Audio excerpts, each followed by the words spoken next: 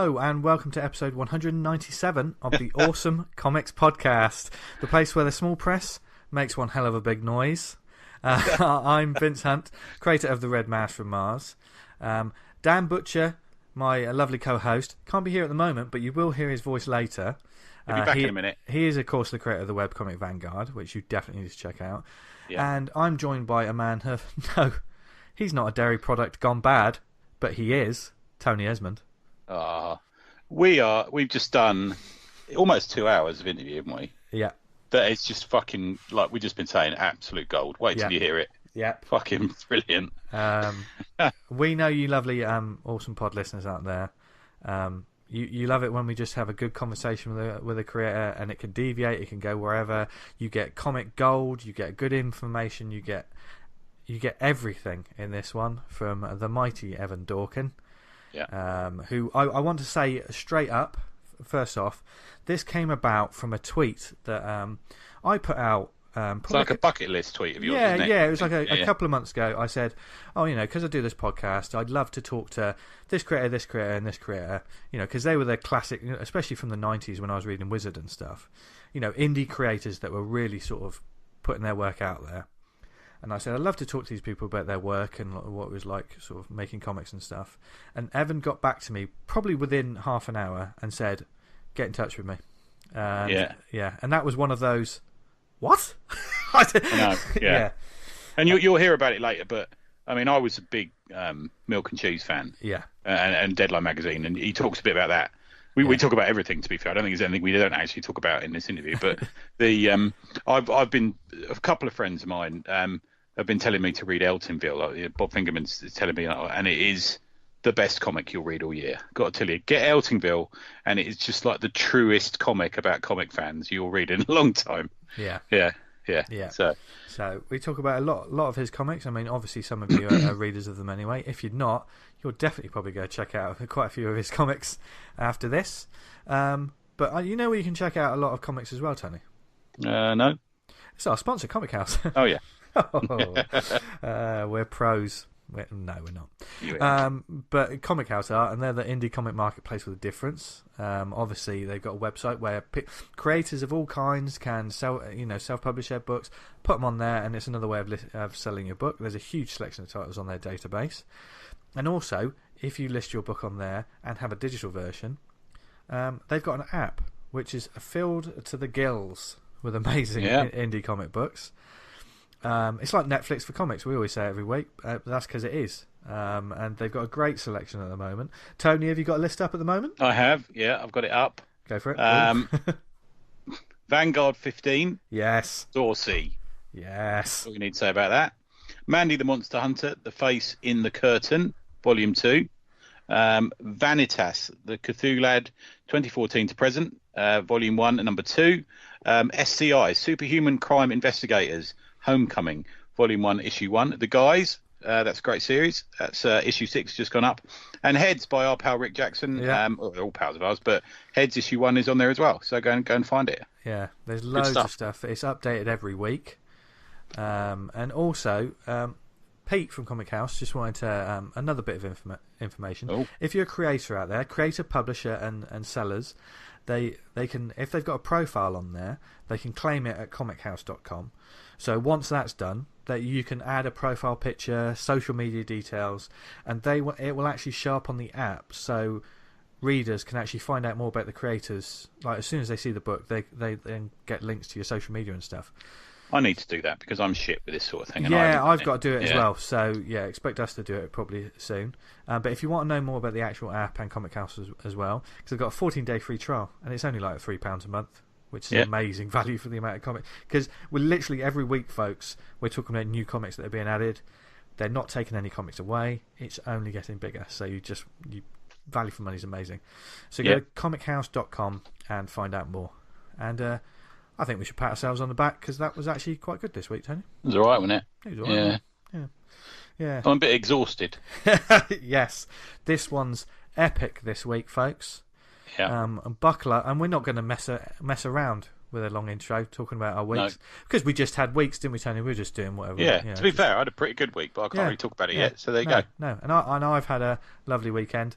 But that's all you need to know, because right now you want to hear some amazing comic talk with an amazing creator. And just to quickly say, Dan is thinking of buying a shed, which did improve our day. Yes, and we've already joked about what will be done in it. But before that nonsense, check out this amazing conversation with. I mean, we didn't say it on the show. I didn't want to embarrass him, but he's a legendary creator. Let's be honest, a true indie legend in every way, shape, and form. Yeah, buckle up. Yeah, buckle up, because we are about to talk to Evan Dorkin. Okay, it's another exciting week here in ACP Towers, and everyone's already laughing because I've already said that this intro is going to be terribly cheesy, and but we're joined by a creator whose credits include such titles as Dork, the Eltingville Club, Blackwood, and Beasts of Burden, to name but a few. He's also the man responsible for making dairy products agents of anarchy in the form of milk and cheese. Yes, it's our huge pleasure, huge pleasure, because we've been talking for about 25 minutes before we even started this, to welcome Evan Dorkin to the show. Hello, sir. Hello. You're Evan. Well, it's we've been talking for a while. Yeah. So I feel like we're already well acquainted and can borrow money from one another. I'll have a fiver. I'm a cartoonist, so I have to borrow from you guys. I don't have a movie deal, and I don't work for DC or Marvel, so I could use a tenner. Thank you. Oh, but comics isn't comics where all the money is made these days? Surely, that's what some people would make you believe. But for some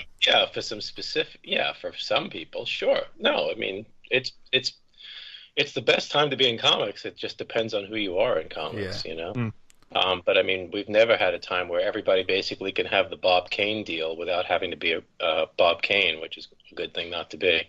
Yeah. But there's so much creator-owned work out there that.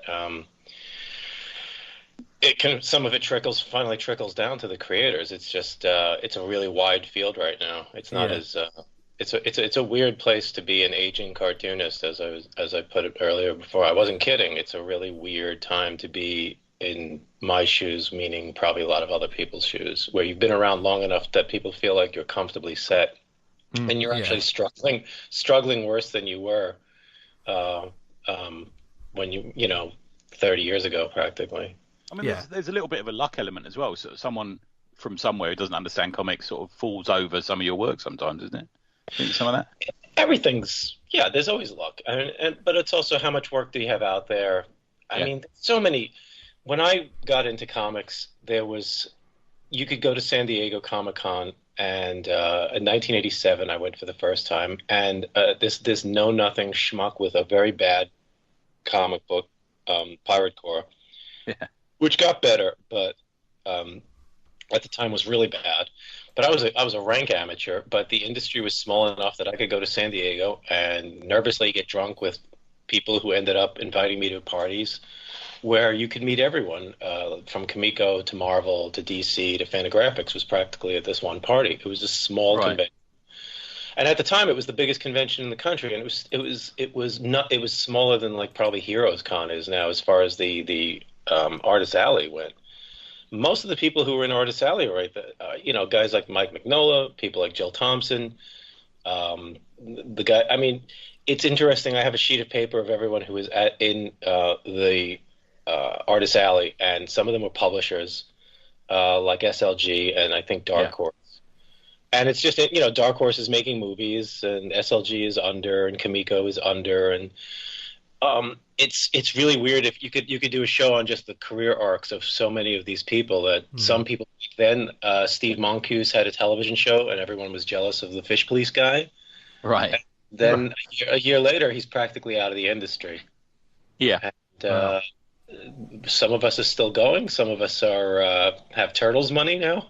I mean, who would have ever thought that a parody of a Frank Miller comic with Turtles was going to be a $1 billion business? Yeah. I keep thinking, this is the end of the Turtles. They can't do any more after this, and then they're doing another animated series and another load of comic. Nothing ends. I mean, how many times does the Tick come back? It's never really been a hit. It's always been, but if enough people the way that whoever thought that the movie industry would become the comic book industry, except successful, and that every week you can go to see. It's almost like New Comic Book Day on Friday. Yeah. It's the whole the whole industry.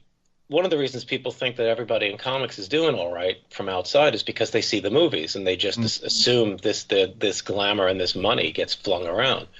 And it only goes to people like Mignola or Frank Miller or the Turtles guys or whatever. Mark Miller over here, I suppose, would be our equivalent. Yeah. Well, I mean, he's probably doing better than most people.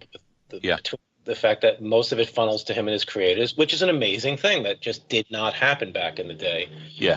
I mean, it only happened back in the day. It only happened for newspaper cartoonists. If there was a Pogo book or Little Abner play or movie, that money went to the syndicate, but it also went to the creator, to the cartoonist. Yeah. Syndicate's a great way to. It's I was just thinking that. Yeah. And it used to be that the only people who ever got a good deal in comics were people who fought for it, pretty much underhandedly, like Bob Kane. I mean, he didn't create most of the stuff in Batman, but he got most of the money and the credit. He just told people he did. That was the difference. Yeah. Well, it was put on the comics created by Bob Kane. Very few people ever got that. But you had Jerry Robinson and Bob Finger and Shelley Moldoff and all these other people doing the design work. And then stuff was designed, for Superman was designed in the radio. People who worked on the radio show came up with, I think, Jimmy Olsen and things like that. So tons of people created this stuff, and the creators generally got the shaft. Yeah.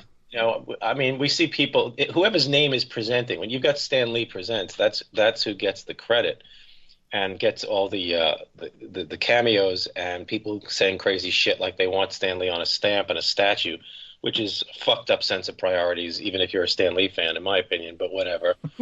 I mean, he had a really great 7-year run, and he took a lot of lessons of EC Comics letters, pages, and whatnot, and he made good jokes, and he wrote interesting dialogue. But he's no Jack Kirby, I mean, Jack Kirby's failures are fueling the DC universe as the spine of their fucking universe, the New Gods and all that. Yeah. I mean, Stan Lee, when he's left to his druthers, never created anything on his own. I mean, not knocking him, but I mean, I'm disappointed in the way that we treat some of these people, that we step all over people to get to Stan Lee. And I'm like, yeah. I mean, he was only as good as his co-creator. Yeah. I mean, to switch it a bit, you've gone on record as saying you were a big Marvel guy growing up as well, weren't you? More Marvel than DC, is that right? I did no DC. No, I was a Marvel guy. I don't know what.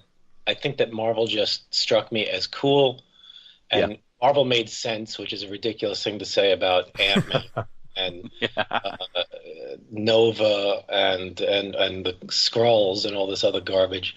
Which is, I mean, great garbage. When I say garbage, everything I like is great garbage. Godzilla, horror movies, Mexican wrestling. I mean, I just love this stuff, but I can't take it so seriously that I'm going to fight people over it or threaten them over it. It's just out of control. As it's become bigger business, as junk culture has become, as B movies have become A movies with the budgets of cities, it's just really insane to see people. It becoming a religion for people, It's taken over, isn't it? Yeah, it really has. It's been a fringe hobby. Yeah, to the point where you get these creators that are working for Marvel or DC, and they write a storyline, and these books are probably selling, a few thousand? They're obviously not selling huge numbers. But tens. I mean, my stuff sells a few thousand. Yeah. And also, it's really hard to gauge because these days the monthlies or the stapled comics, one editor put it to me, is that they're an advertisement for the collections. The books are really where you start to see a profit. Okay. It's the comic show. We could do a whole show on comic shops and how insane the direct market is. And that's not even the shops. That's just the direct market is this giant dinosaur that, for a lot of reasons, I think people are afraid to put it out of misery. Yeah, I think as well when you factor in, we saw some figures recently for the pirated comics as well. Yeah, that's the thing. I mean, you'd be surprised how many are viewed. Was it Jim Dub put up recently, and it was hundreds of thousands. It was insane. Yeah. That's why when people say comics aren't popular, it's like, well, there's a lot of arguments against that because first of all, manga is comics. Yeah. Anybody who wants to argue against that is moron. A comic book is a comic book, you know. Yeah. Words and pictures, comic book. Doesn't matter what you call it. Manga, manhwa. Web comics. Yeah. Web comics are goddamn popular. Manga is popular. I mean, Nancy is once again popular. Yeah. Or you get these people that say, "Oh, this is a graphic novel." You know, they try to distance it from the comic book media. It's not even a matter of the graphic novel. It's a matter of the average crazy schmuck who just wants to make comics their own thing, and says things like, you know, I mean, unfortunately, some of the crazy schmucks run stores, so it's like, you know, they don't want. Actually, heard people say that they don't want back in the day, they didn't want Pokemon in their store because they didn't want kids coming in. Yeah, and that's okay. That's why the place smells like a dump, you know. And you're gonna die lonely. No one at your funeral, even people you owe money to, won't come to you. So, speaking of which, that was one of your formative years, wasn't it? Some of your formative years working in a comic shop, was it not? If formative, if you mean asshole, yeah. I was a terrible person in the comic shop in a lot of ways. I was very good at selling comics. Right. I was very good at hand selling and picking people out by their T-shirts and getting to know what they liked, and then they'd walk away with a comic. But they'd also walk away going, "What an asshole!" So I got fired a lot. And any particular examples you can think of there?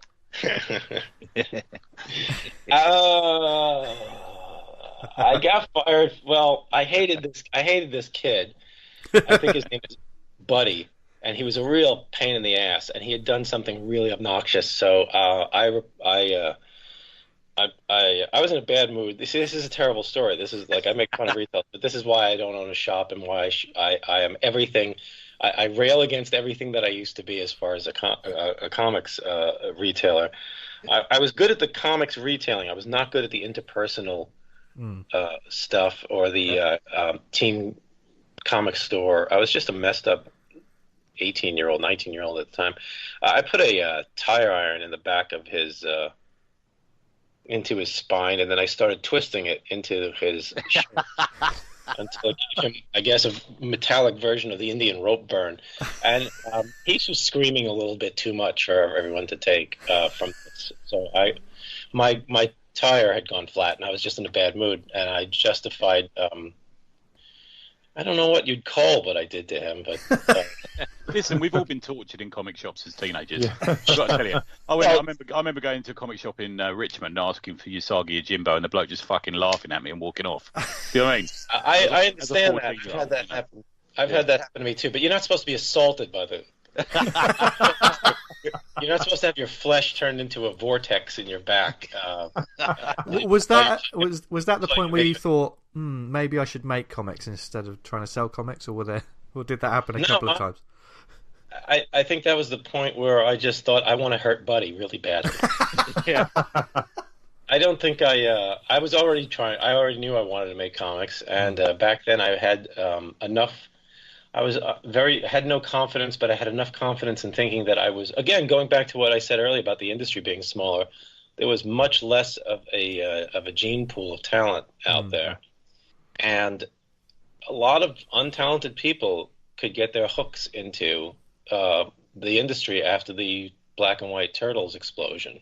Right. I was managing in the shop when I only put a tire iron into it was one of those cross ones. Also, it wasn't one of the ones that they use a lot on Columbo to kill people. I mean, that would have been really hard to jack that around.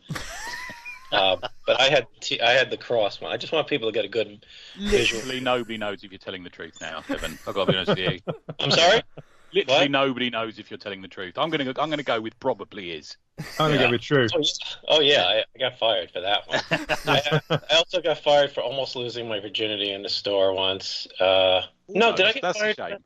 Yeah. Yeah, that is a shame because everybody definitely wants to lose their virginity around copies of Jimmy Olsen and Lois Lane. And Jimbo, that's what you want to be looking at the time that you have that especially special moment. I definitely want to be looking at badges and pins and dirt on the floor and the smell of sadness. I have to say that if you I was trying to dispel the loneliness in the store. It was like a pagan rite. It was like some bullshit, Grant Morrison magic. I was trying to fuck the store into happiness. You see a UFO while you're doing it or something? Yeah, well, that's something. Wasn't that Barry Windsor Smith saw a UFO? Well, oh, did he? Yeah, he did a comic about that. I don't know. It was Windsor, so it was definitely later after he had become serious or something. When you get that middle name in there. Yeah, exactly. Yeah. I've got to tell you, though, if you lost your virginity in a comic shop, that would surely make you a hero in the area of Eltington, though, wouldn't it? In that, I can see that as a storyline in that book. Like a lot of things in my career, though, it didn't happen. So we won't talk about that.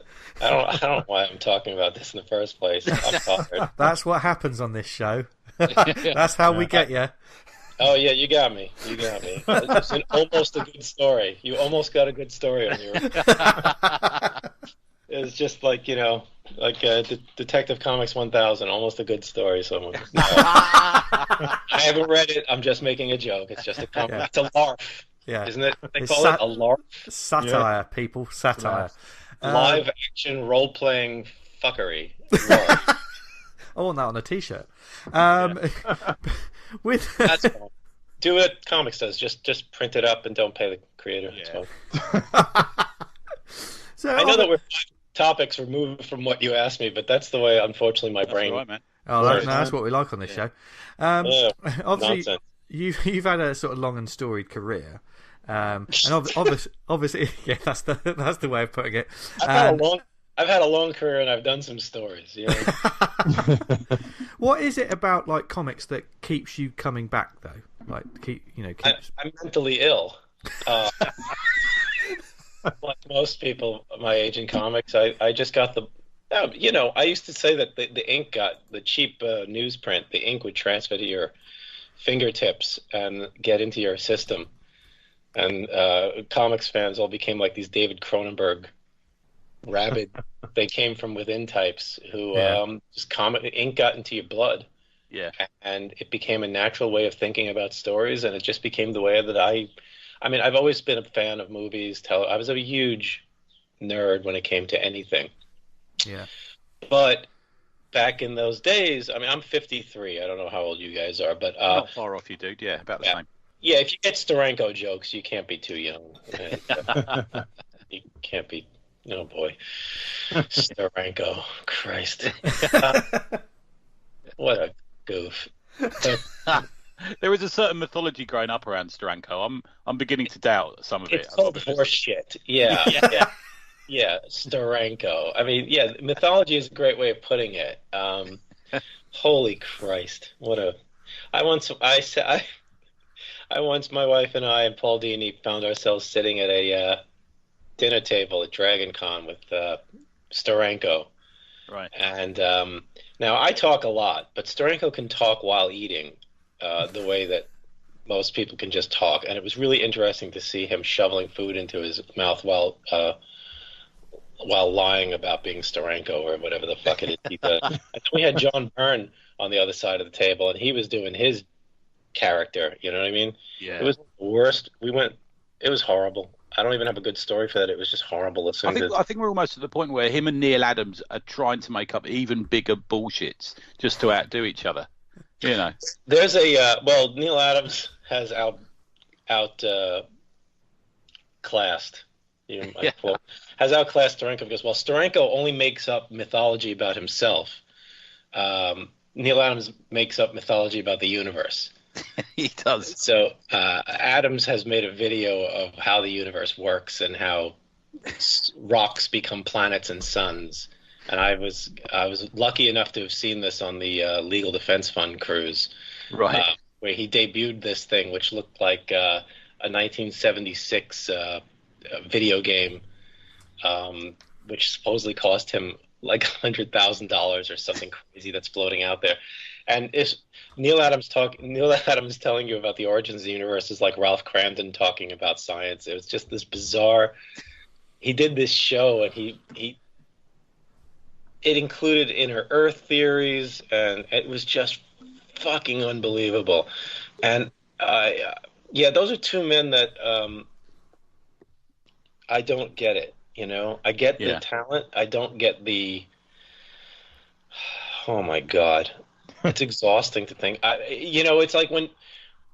It's one of those things where I don't know. Have you ever found that you've met someone in comics, or it's because this is the area of the world we inhabit that you get to meet people in comics, and if one of them dies or something bad happens, everybody's eulogizing them and whatnot, and you're sitting there just thinking, yeah, this is the son of a bitch who just I watched do X, Y, and Z, and is one of the most horrible people, and you're just biting your tongue until it's severed in half, and you're like.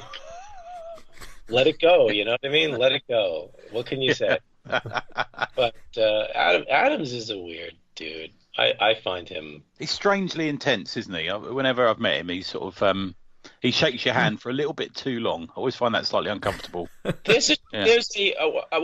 I don't believe he's the same politically or anything. There's a Trumpian aspect to him. Yeah, I get you. Yeah. Larger than life, making deals here. Ignoring, not listening to anyone, ignoring what anyone says, and just moving on to him. Steranko's got his own. I mean, let's get off this topic before. Yeah, okay. Well, instead of people like that, what one publisher is still willing to work with me, and publishers to love these guys. Yeah. So, what are some of the creators that you have met that you just like? You've always got time for, and you just think. They say never meet your heroes. Who are some of the ones where you just thought that was really good? Well, they don't have time for me. That's the problem. It's off. Well, gee whiz. Whenever anybody talks about who are like the nicest people in comics, really good to meet, which is hilarious because every once a century I get on that list and I'm sitting there going, you clearly only met me in the last few years because you didn't meet me in tire iron mode. Because when my wife when we were first dating Sarah Dyer and I, and she went into conventions, friends of mine went up to her. She told me later and said, "I don't know what you've done, but he used to be such an asshole." And I'm like, "These are my friends," and I'm like, a lot of it, not to explain it away, but I'm constantly apologizing between the comic shop and early conventions and whatnot because my anxiety, I've had very terrible social anxiety, which people don't believe because I talk so much, But that's kind of like my lifeline. I'm treading water. I'm now looking for my third therapist to deal with these things. But I have screwed up my career in so many ways, not because of my behavior so much as my fear of committing to things. So I've backed away from a lot of work, or I have walked away from jobs. Some of them I wanted to. But at conventions, I used to get very I would try to joke around, and it would not go well. So I would end up pissing people off, or they would meet me at night when I was really, really drunk because I did not know how to interact with anybody, and I was overwhelmed. So I was constantly drinking, to the point where I'm sure some people believe I'm an alcoholic between my work having so much booze in it at the time and. When they met me, I was like I passed out. And then, how did I meet David from Viva Vendetta? Why am I blanking on David's name? Why are you blanking on this? Because you said blank in it, and I'm like, now. David Lloyd, of course, yeah. Throw me a $5. So I literally met David Lloyd walking into because this is the other cool thing about conventions back in the days. They'd have lots of room parties because everything would just be open and you'd just come to the room. So my comic shop was there, and Jim Hanley, I worked for Jim Hanley's Universe in Eltingville, and he was like, "Yeah, we're gonna have a party. Come in." So Chris Warner would walk in, and then a bunch of punk rock kids would walk in who would start shit, and Chris Warner picked up a chair to throw at them. So one guy was dressed as Robin, and he had a cigarette hanging out of his mouth, which was fucking hilarious. We just basically said, we kicked him out of the room. It was hilarious. But I think I walked into the room at 4 a.m. to my hotel room. This is in '88, judging by the people that I was with from the store. And somebody said, "Oh, Evan, this is David Lloyd," because you would just meet people. So it's like, why is David Lloyd hanging out with us bums? You know what I'm saying? Yeah. Why is And I walked in and I passed out right at his feet. He was sitting in a chair. I just stumbled down and boom, hello, which was lovely. I've got to tell you, I love David Lloyd, but he's terrific. He was he's terrific. ever present at the bar. I mean, I was at UCAX, which I understand you were at as well, but he was ever present at the bar there as well, dude. I don't think that would have come of any surprise. Oh no, it was amazing going to UCAC for the first time, and everyone was drunk all day. It was and like there's a bar we were doing a deadline panel, and there's a bar, and one of the questions this is the first time anybody on a panel. I was asked at a panel. They go, "What do you think about the fact that they shut the bar down on Sunday for a while?" And I said, "Oh my God, let me get another beer." And I was like, I was getting drunk on panels with everybody, which was amazing because they still don't do that in America. Yeah. It's probably So frowned upon, isn't it? But to be fair, the deadline days are famously. I mean, for those that don't know and are listening and wonder what we're going on about, Milk and Cheese was in deadline, wasn't it? And it was a phenomenal period. Yeah. I was the token Yank. I was. Yeah. I know it's silly, but I get annoyed when I see on some article or something that I was part of the reprints from the later era when the money started getting tough and they were reprinting a lot more stuff. And I think they had Pete Bagg and Jaime Hernandez but I was in there from like the mid period or early mid period because of getting drunk with people at San Diego. And I think Cy Spencer put me in there.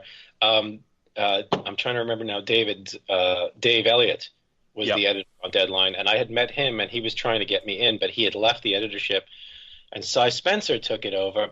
And Cy had seen my comics, and he saw Pirate Court. He's like, "Oh, what is this space pirate shit?" He put me on the bottom of the pile, but I understand that it was my early comics are very like anybody's early comics are pretty rough. I mean, very few of us start off brilliant, and I still haven't reached brilliant. But I'll tell you about that. I mean, you look at Jaime Hernandez and Gilbert Hernandez, and there's certain David Mazzucchelli, and you just go, "Wow, that they switched it on early in life."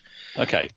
And then there's people like me who at 25 drew like a 12-year-old, but the industry. But Milk and Cheese was phenomenal, dude. I was a funny 12-year-old, but the early ones are so horrible drawn. I mean, I couldn't even connect the lines up. It was like.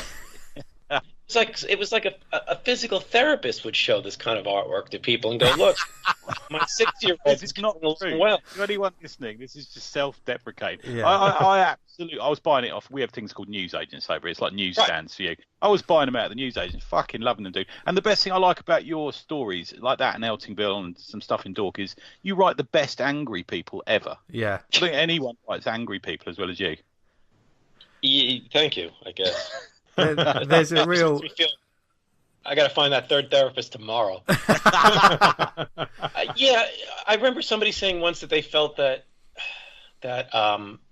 when I could really somehow make people really sound like they're screaming on the page. Yeah. And my style was very intense, and I think that's why I messed my arm up so much because I would really bear down. But I guess I forget what happened, but I think I got drunk with Cy and a bunch of people from England in him and Frank Plowright from UCAC. Yeah, love Frank. And I got to meet them, and we enjoyed hanging out together. And again, this is probably around 91, so San Diego was still not spread out and taken over by the movie companies and whatnot. You still got to meet everyone. I mean, you'd meet Dan Clowes, you'd meet Frank Miller you'd meet J.R. Williams. You'd meet people who were selling 1,000 copies. You'd meet people who were selling 200,000 copies. You could either meet them at their table, or you'd meet them at the parties afterwards because it was a large tent. It wasn't perfect or anything like that. There were like 5 women in the industry. There were almost no black people. You know what I'm saying? It was. I'm so happy that things have changed that way. Even though opening up the doors to everybody has hurt my career. If I wanted to be, but instead of getting angry about it, I see it as I have to keep up. This is not my industry. Do you know what I'm saying? Yeah. So has that changed the way that you sort of write comics or like create your own work? You've sort of adapted in some way. No, it's just that I grew older and I can't. I'm still angry, but you can't do the same angry comic. You can't put out the same album over and over. Even if Beast of Burden is a whole different kettle of fish too. say Eltingville, isn't it? Do you know what I mean? It's very different. You know? Well, the first comics I broke in on were Bill and Ted and Predator. Those were that's how I went full time, and that's pretty much been my career in a lot of ways.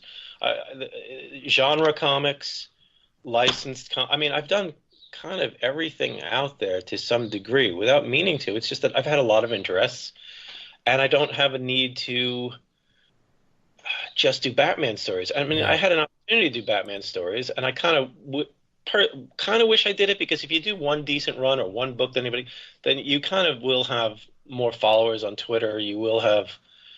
I mean, it's not automatic. You could, but I mean, you tend to get a boost. You know what I mean? Yeah. You wrestle in WWE for a year, you can even bomb out, but you will always have that.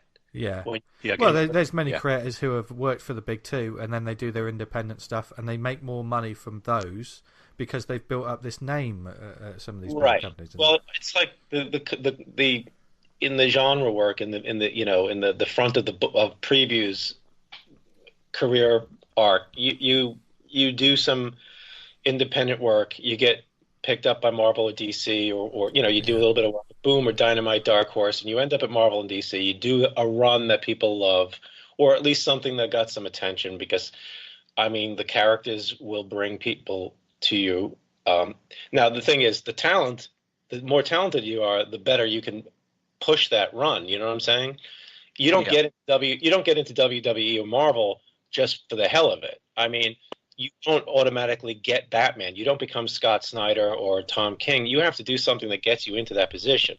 But once you are in that position, you do get the boon of people. I don't know if you saw the strip I saw where I had, people will buy Batman even if it comes with anthrax, because they must buy. Batman comes with a kick in the crotch from your retailer. You have to buy it. Because I've heard people say these things.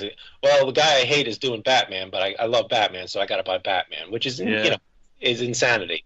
Yeah. But you're always going to have that group, and then you go to Image, and you know what I'm saying. You've got that seems to be a very successful way of going. I never had that. I worked on goofball books because I was afraid to work on the larger books because of the responsibility I felt, and I was afraid of failure. So I worked on weird stuff. I worked on the animated stuff I also enjoyed what I worked on. Yeah. I would get chided by people at DC for coming up with more stories for the animated stuff that my wife and I worked on the show, on Superman and then Batman Beyond. And I liked that because the continuity was simple and stripped down, and it was what I enjoyed about superhero comics. I can't imagine working for a company where I have to ask permission to use characters all the time. Yeah. And get involved with politics of which office has the Kingpin and which office has Dr. Doom and which one has Lex Luthor. If you have an idea for a good story, that should be the way things work. I understand why it doesn't, because everything is so bullshit important now. Everybody thinks that they're part of Hollywood. Right. So you've got these. You go on. You go to. What do they call them? I don't know. These meetings that they have, so you can all plot. Oh, yeah, I know. Summits. Or the retreats. Everybody's a showrunner now instead of it's like, you know what I mean? You dipped your toe now. I read your BPRD story again today. I love that. That's a great story. I enjoyed doing that. Yeah, that was but that's the thing. I grew up. I like horror. I like science fiction. I like the romance subplots in Spider-Man growing up. I watched soap operas with my family as a kid. I mean, everything has. If you're going to do the romantic subplot, you should try to do that the best it can be done. If you're going to, and I would try to do stuff in Hectic Planet, Pirate Corps, that had a romance angle on it. And it's like the boring parts of a comic, if you know what I'm saying, the stuff that isn't fighting, or of a movie. The best movies and comics and stories out there, for me, are, as I've described them when I spoke to classes and stuff, is that you should put the same attention into the so-called boring stuff, the exposition, the how do we get from one place to the next, how do we learn things, the romantic stuff, the emotional stuff, the stuff that a lot of people skim or they don't have the ability to write because they've only read comics or watched movies. Okay. So they're only as good as the last movie that they watched, if you know what I mean. Yeah. Scenes you can tell when you have a writer who doesn't have a lot of experience with like people, because they write things that you feel like come from other movies. They have the same beats, they have the same timing. They're usually, the dialogue is on the nose and simplistic, but should make if the boring parts of a movie are exciting and interesting and get people wrapped up, you've really done something well, because you're supposed to have people excited when things are blowing up or being chased or hearing something out of a mirror or whatnot. But if you can actually, an example of that, it would be something like Raiders of the Lost Ark, I think. Yeah. There are bits in between everything. Jaws is like that. Smart Machines, if you know what I'm saying. These aren't art films or anything like that, but there isn't a part where you go, Jesus, I could go to the bathroom right now. So if Indiana Jones is talking to Marion, you're engaged with it, just like when he shoots a guy or flies a plane. You know what I'm saying? Definitely. Yeah, the bits where they're chatting in the bar should be as memorable as when he's like running away from it. Yeah, exactly. Yeah. Definitely. I mean, those are also the parts where you get to learn about the character and like the character. And something that's very important to me is that you should like, or at least understand, the characters. They should have different voices. Should have different experiences and objectives and goals. Yeah. Different behavior and reactions. When the characters start writing themselves, that's usually when they start coming to life. With Beasts of Burden, or actually with anything I've done, whether you like it or not, the characters in Hectic Planet, the characters in Eltingville, they all... Well, Eltingville is a weird thing because that's four sides of the same rotten coin, but they do still have their ticks. Yeah. Their speech patterns, their behavior, their attitudes, their levels of despicableness. Jerry becomes a sort of human being by the end of that. There is an arc. Yeah, there is. And I really like the way you ended that, dude, I have to say.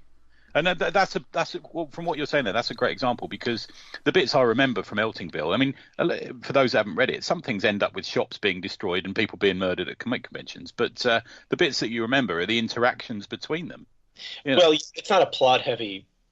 The thing that the examples that I tried, like Milk and Cheese is obviously just Grand Guignol bullshit, crazy cartoon theater. It's just just search and destroy. It was punk rock. It was wrestling. It was hip hop. You know, the way that they always kind of like ran promos and talked about themselves and ran people down and looked at the camera and were gesturing with their hands and everything. That was a lot of 80s, 90s stuff I grew up on, and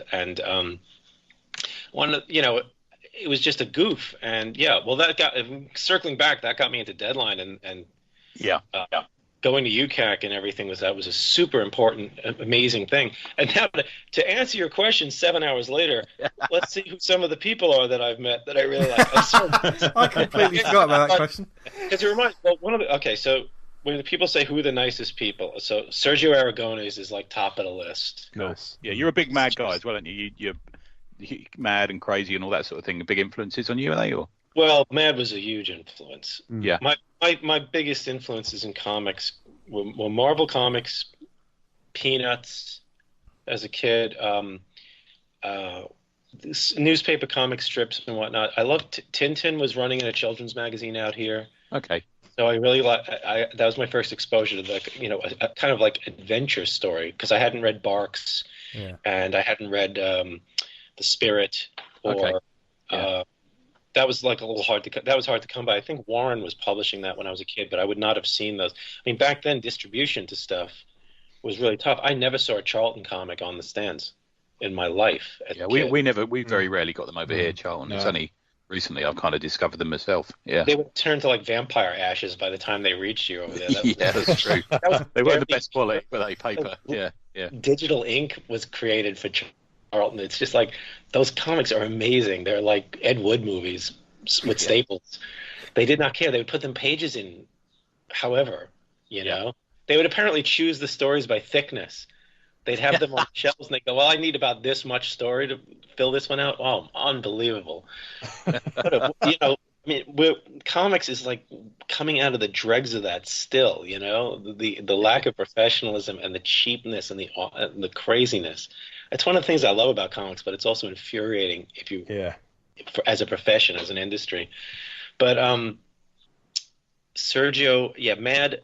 The guys who influenced me the most growing up, as far as drawing went, and I guess humor would be Kurtzman and Elder, Howard Kurtzman and Bill Elder, because Mad used to staple in 50s reprints in the super specials in the summer and winter and whatnot, and I just love that, like the King Kong parody, Ping Pong.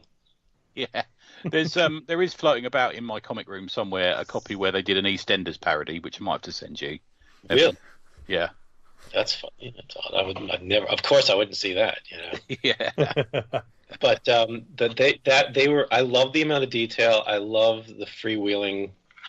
Every panel was full of jokes. That definitely got. Bill Elder is a hero, an art hero to me, a comics hero. But then Lee and Kirby. I mean, whatever I say about Lee, I have really conflicted feelings about him because he was a pop culture father to me, like to a lot of kids. Exactly. But then there are people who find things. There are people who don't want to know how the world works, and they can believe that Stan Lee was just the greatest thing on earth. And then there are people who are become a little more cynical and realize Jack and Stan never liked each other really. Really? Do you think? Yeah. Yeah. Okay. They didn't hang out or anything. It was not a situation like where Kurtzman and Elder, hung out, where Gaines and Feldstein were socialized and were friends. I mean, people talk about, Jack Kirby.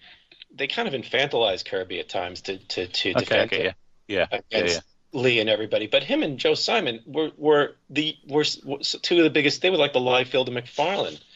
Yeah. In a lot of ways, them, Eisner, Iger, a lot of these people, they were already successful. It drives me nuts sometimes when I see these tweets, people tweeting about how, remember, Jack Kirby was 45 when he co-created the Fantastic Four, and I was like, well, how old was he when he co-created Captain America? Exactly. I mean, we've talked a bit about it on here that Stan was the office boy, wasn't he? He was running and getting them sandwiches.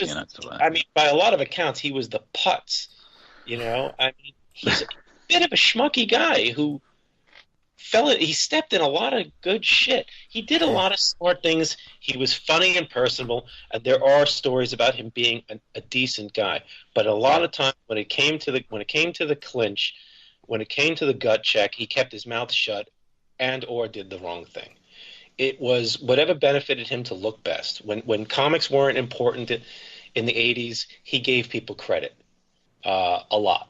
He will talk about the Silver Surfer being created wholly by Jack Kirby in the Son of Marvel Comics introductions, because in the 70s none of this stuff looked like it was going to go anywhere, and it didn't matter. So he will admit straight up, the Silver Surfer was created by Jack Kirby. I had nothing to do with it.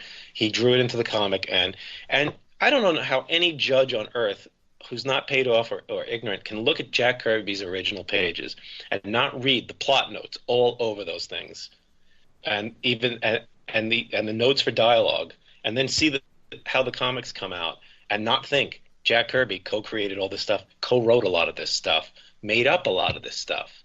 I mean, it's just obvious to anybody in comics who's being honest. I mean, look at Ditko. Ditko was the best.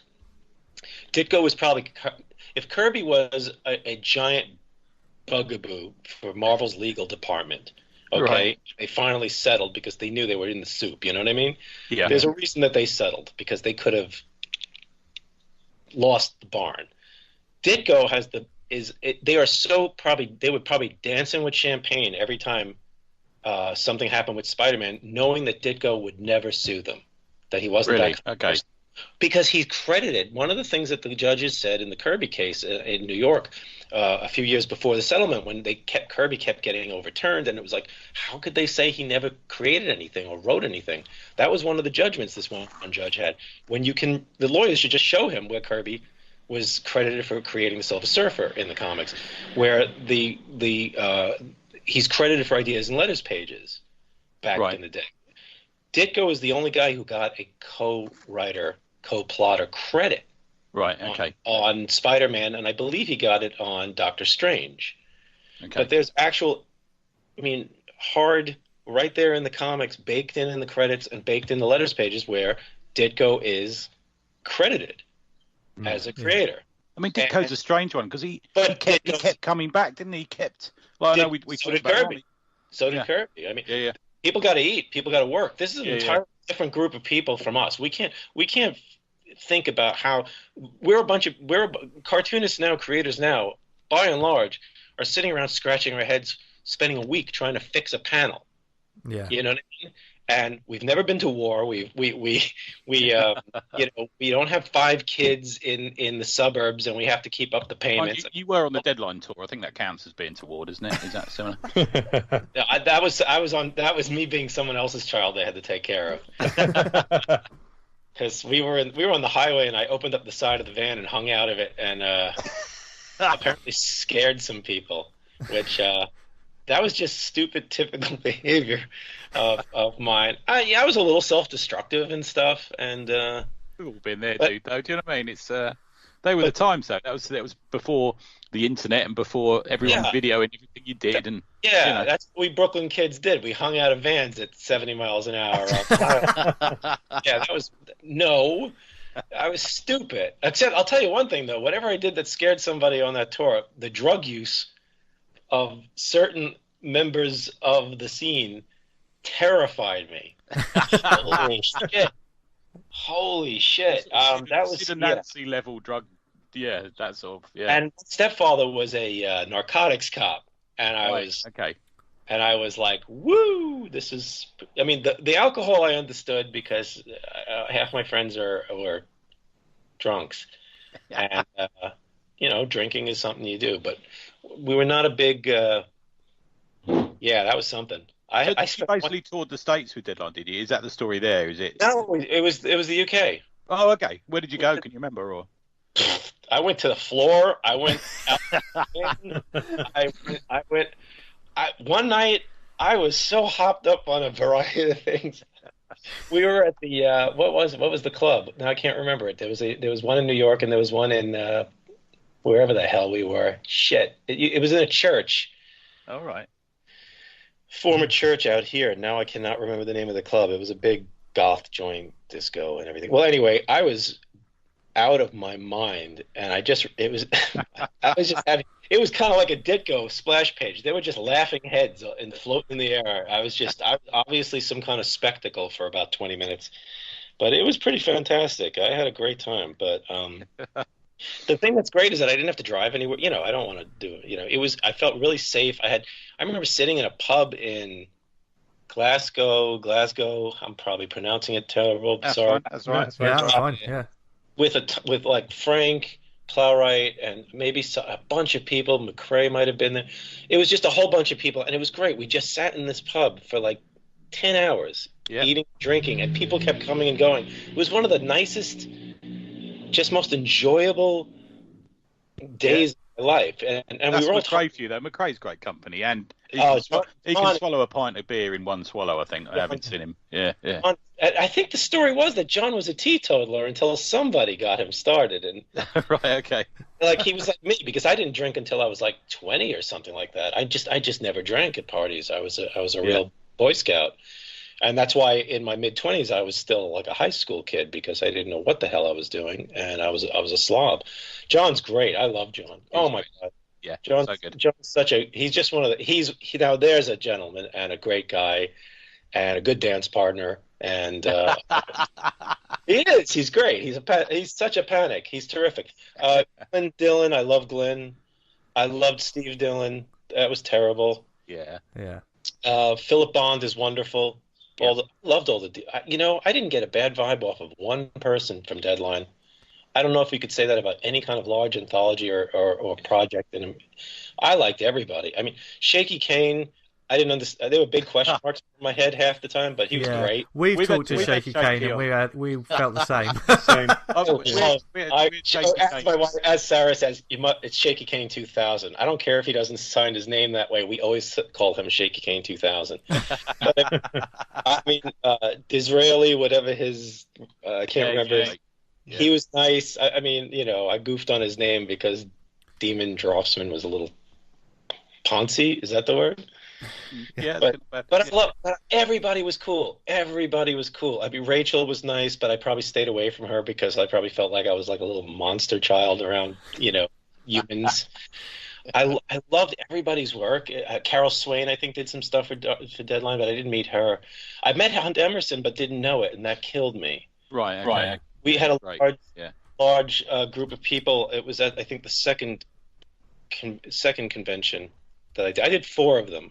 Okay. The last time I went with my girlfriend, now wife, with Sarah, and David Mazzucchelli and his wife Richmond, and I behaved myself. I believe, but we had. It was one of those things where you're at a convention and everybody's leaving. It's the night's finally done. Everybody's pretty much either drunk or exhausted or both, and you're getting to the elevators, but nobody really actually gets in the elevators, and you end up having another conversation. There was a ring of people, and I'm loving this. I mean, God, this is. I don't want to meet. I don't want to meet most musicians. I don't want to meet actors. I don't even know who actors are anymore and things. I'm a sad old man. I don't know directors. I don't give a crap. But I mean, I love meeting cartoonists and comics creators. I mean, I just they're my rock stars in a lot of ways. I don't know how to play music. I don't know how to act, but I know how to draw and write. I don't know how these people do it as well as they do. I have paper and I have ink and I have pens and I have a thinking brain, but I can't do what name 20 people I love does. Do you know what I'm saying? I wish. So, I mean, to me, they're magical almost. Do you think, is that inspiring to you then? Does that sort of push you forward to try and do the better absolutely work? It depresses the living shit out of me. One of the things that I was sort of getting at earlier is that now that you can see all these, now that the industry is larger, now that the floodgates have opened up and we're finally have parity as far as women goes, and we're getting there with other non-cis white guys like me, you know, that we're seeing different comics by different people to the point where it's becoming commonplace. It's what we want. It's what we said we wanted out of comics, and it is what we should want out of comics, right? But a lot of people obviously can't handle it. Yeah. But this is exactly what comics should be like, just more of it. And people like me are going to get lost in this. You know, I'm once again a struggling creator in a lot of ways because I don't have a lot of younger readers. It feels like, you know, you see how people's careers fade out. And Beast of Burden must be grabbing a few. Well, that's the saving grace I have right now as far as that goes. But definitely, my work really peaked in the 90s as far as my humor work, and it's hard to get people to want to read some of that stuff. It didn't translate overseas, so I don't have a lot of international work because the pop culture and the density of the lettering and the inside baseball, the obscurity of so many of the references really denied an audience for Dork, Eltingville, and I can get that around Eltingville, but surely Beast of Burden must. No, that's the first thing I've done. I was in my mid 40s, and it's the first thing we've had multiple foreign editions. We just contacted about a new one for the first book. But the thing is, the beauty of the industry right now is that there's more people in it, but it's tough for people like me who are old hat, maybe. You know what I'm saying? I mean, you know, it's like if the young ones become dated to a degree, what is Morecambe and Wise? And Morecambe and Wise is still funny though, dude. That's well. Here's the thing: you think so, I think so, but you know. It's you know what I mean? It's the goons, you know what I mean? You know what I mean? It becomes more obscure, like the way SCTV is over here. And the audience changes, doesn't it? I mean, for instance, like we love that stuff, but I see some of these sitcoms that, you know, people find funny now, and I just think, really? Yeah. Is this what constitutes as comedy now? You can say Big Bang Theory. I'll agree. Yeah. It's shit. It's shit. I'll just say it. It's shit. But I mean, I aged. I mean, I still like a lot of stuff for nostalgia reasons. But I mean, I know I like it. Sometimes it's funny still, or creepy, or good, or whatever. It's a horror movie. But you know, I grew up. I mean, I loved '80s. I loved '70s Marvel comics. I have no interest in owning them. You know, I just don't really need a collection of them. I've tried taking them out from the library and I read them and I go, you know, these just don't hold up. And a lot of my old work doesn't hold up. And that's just so that you have to stay in the game and do the best you can. But the industry being larger now, what you just said about that, I mean, I've always liked had a problem with my art and my writing, and I have a lot of problems with my own, how I feel about myself. And I've written about that in Dork, and it kind of comes through in some of my other work. I have a lot of emotional issues. I have a lot of self-doubt. I have a lot of some self-loathing. Right. I have a lot of problems. So when I would look at somebody like Jamie Hewlett or Phil Bond's art, or David Mazzucchelli, or the Hernandez brothers, or I look at then people who came, a lot of the people who do superhero comics, somebody like Becky Cloonan. I look at this art and I just go, or Amanda Connor, and I just go, I will never be able to do this. And it's been really hard for me because a lot of the things that I wish that I could draw, I realize I can't. I just can't.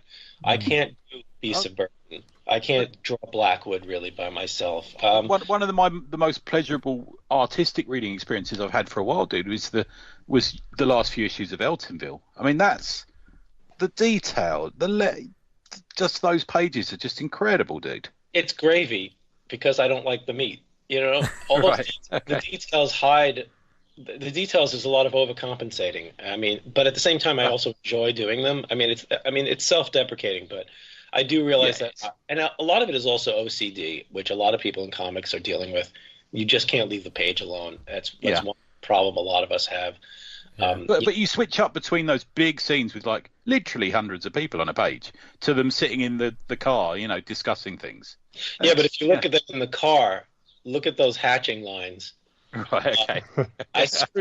Here's the funny thing about the car scene. I had to redraw the heads for almost every one of those panels because I had to cross-hatch so much that it was coming out as mud when it was reduced. I get you. So, it's great stuff, man. Sarah and I had to go through that. I had to draw like 24 heads, and then she had to drop them in on the computer because I had overdrawn everything to the point of making it. There is your soul sort of like really falls when you get to a point of a page or whether it's a pin-up or commission or whatever, and you're drawing it, and there's a point when you're really happy with it, and then you push forward a little bit. You think, oh, actually, no, maybe I'm not happy with it. I'll just do this, and then I'll just do this, and within 5 minutes, you fucked it. But that's your brain telling you you've ruined it a lot of the time. Like that Italian woman who tried to fix the painting a few years ago. Yeah. Legendary. You know, she was certainly not the best painter out there. She's not getting any Eisners for that. But I mean, it's just. But here's the point: is now we have the internet, and every day I am assaulted by beautiful artwork by 17-year-old people from all over the world who are so much better than I will ever be. And then there's people who have remained excellent, like Garcia Lopez or Walt Simonson, again, the Hernandez brothers, a lot. And then the funny thing is, I've always wanted to do a strip where I'm sitting there going like, look, I can never, you know, where I'm sitting there with my wife and, you know, we've had this kind of conversation. I go, look at this amazing art. Look at this person's amazing art. Look, the anatomy is perfect. You know, it's like Kevin Nolan or somebody like that, you know? Yeah. Or somebody who can break it down, but still like Evan Shane or, again, Becky Cloonan. I love her work. I mean, there's a million people out there. That's the other thing. I can't keep up. You know, I don't know who the 20-year-olds who are killing it are because I always thought that you can't keep up with the amount of books out there. Yeah, you can't anymore. You can't.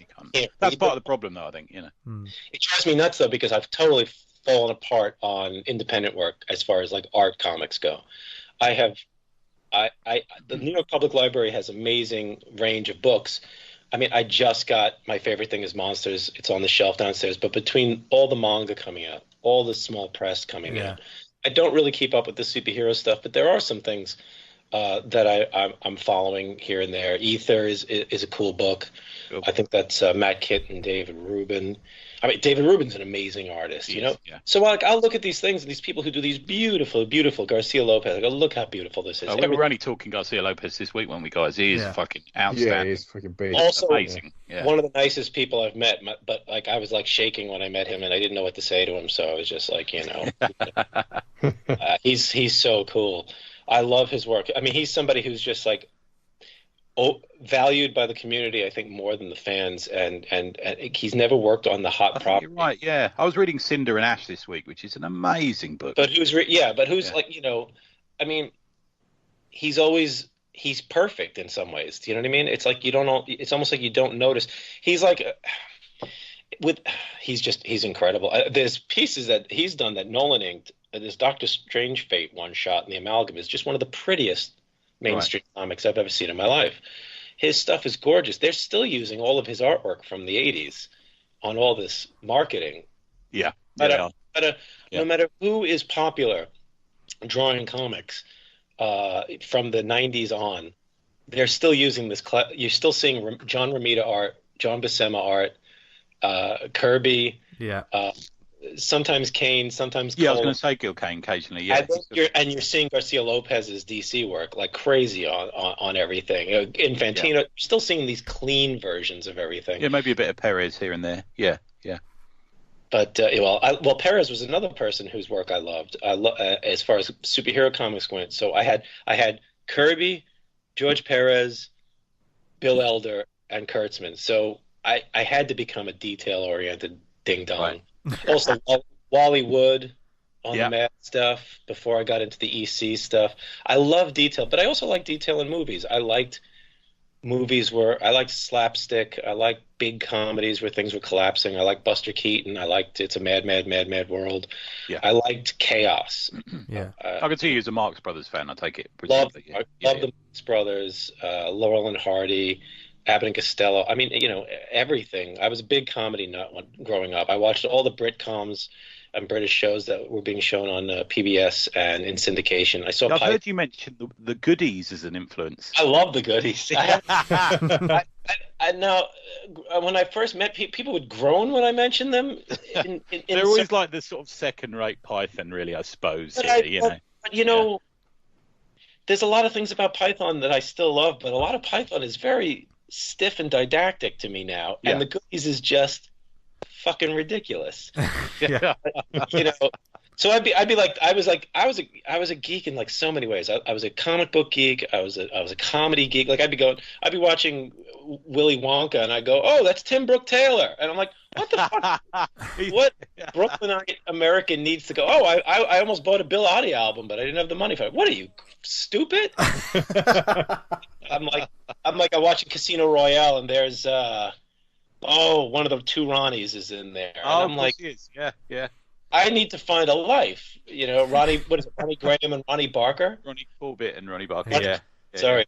And then I would start connecting up the way nerds do. I'd go, oh, well, look at this. Eric Idle did some writing for that show, and the Frost Report and all that sort of thing. Yeah, I was a nut for. I'm watching Dave Allen, who I think is Irish. Yeah. Love Dave Allen. Yeah, he's brilliant. Yeah, a lot of comedians need to credit Dave Allen more because he's got that sort of laconic storytelling thing. He's just sitting there smoking. We didn't see that as much here.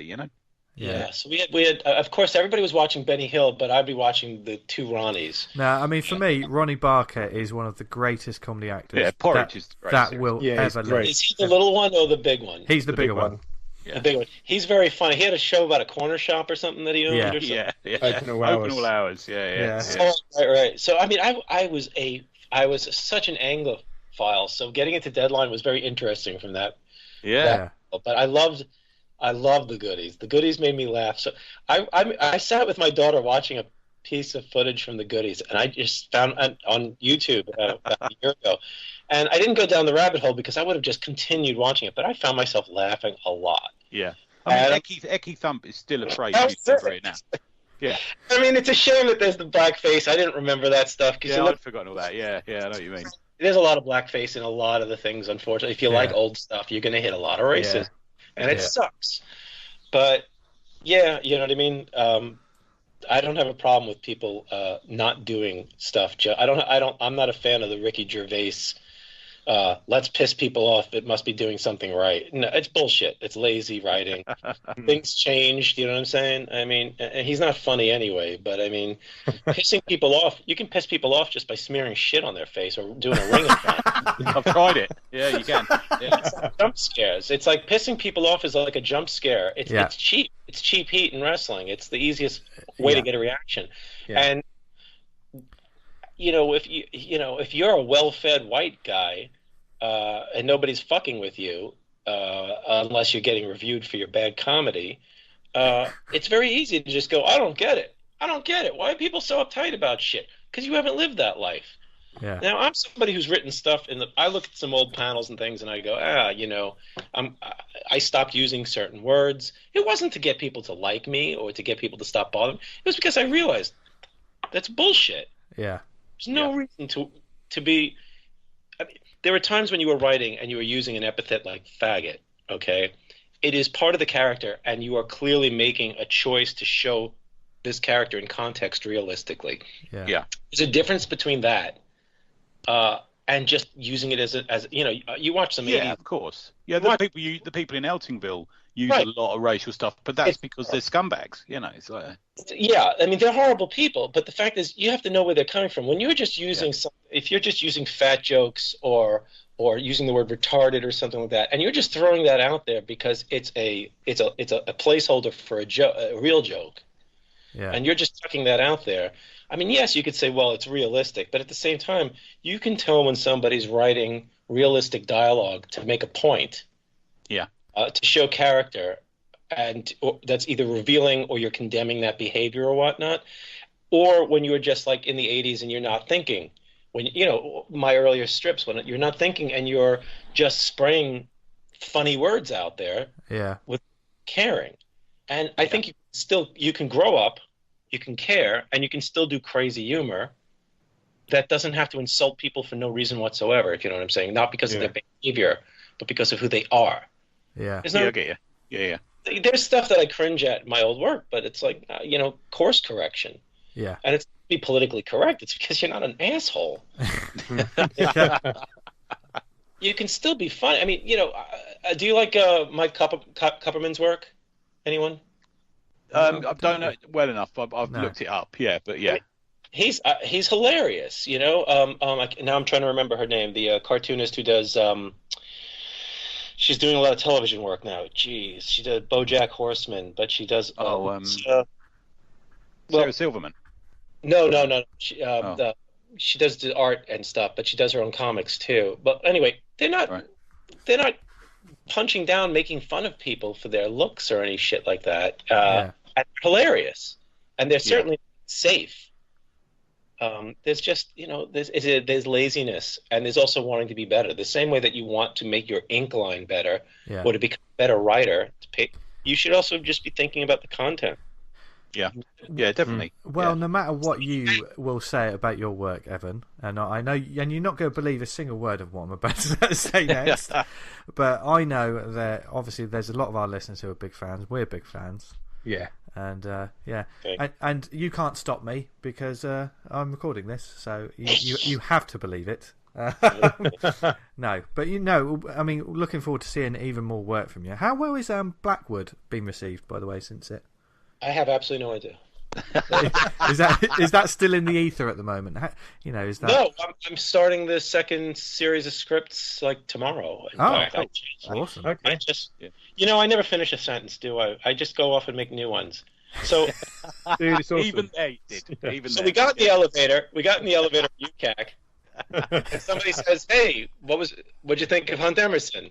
And I said, "Oh my God, what do you mean?" And they said, "Yeah, it was Hunt Emerson hanging out with us." And I went, "Oh, fuck!" And of course, I never met him yet. Why is Hunt Emerson not on everyone's lips all the time? He's fucking outstanding. He's fantastic. Yeah. Well, here's the real thing. The shop that I worked at was a huge. I grew up at the right time, in a very good place. I was in New York. We had the Village Voice and the New York Press, so we got tons of. And the Village Voice was free, was it not? Is it a free magazine? The Voice was free, and the Press was free. No, the Voice was not free. I don't. Okay. It's cheap, and the Press was free. And between them, you had Matt Groening, Linda Barry, you had Charles Burns, David Lynch was doing a comic strip. Oh yeah, he was. Yeah, I remember now. Yeah, about a dog or something, wasn't it? Yeah. I think Kaz was in there, but you had all these amazing cartoonists: Mark Newgarden, Mark Bayer doing Amy and Jordan. So you got opened. What was the name of it? Oh, I'm blanking.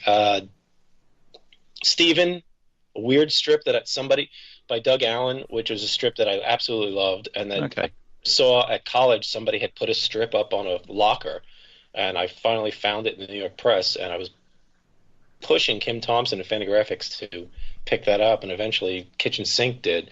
But you were exposed to all this stuff basically for free. And working in the comic shop, Catalan, we were getting Escape. Escape's great. Yeah. I was also buying the New Musical Express and The Face and ID and a bunch of other things. So I was getting comic strips through there. I get some weird things like Rockets. Do you remember that strip? No. It was. I loved it. It was. I can't remember where it ran, but it was a space opera parody by this artist who had a very wiggly line, and one of the characters had like 8. His name was like limbs or legs. Oh, I know. Yeah, I do know this. I'm trying to think. It was terrific. So did the creator do something with Frank Black at some point as well?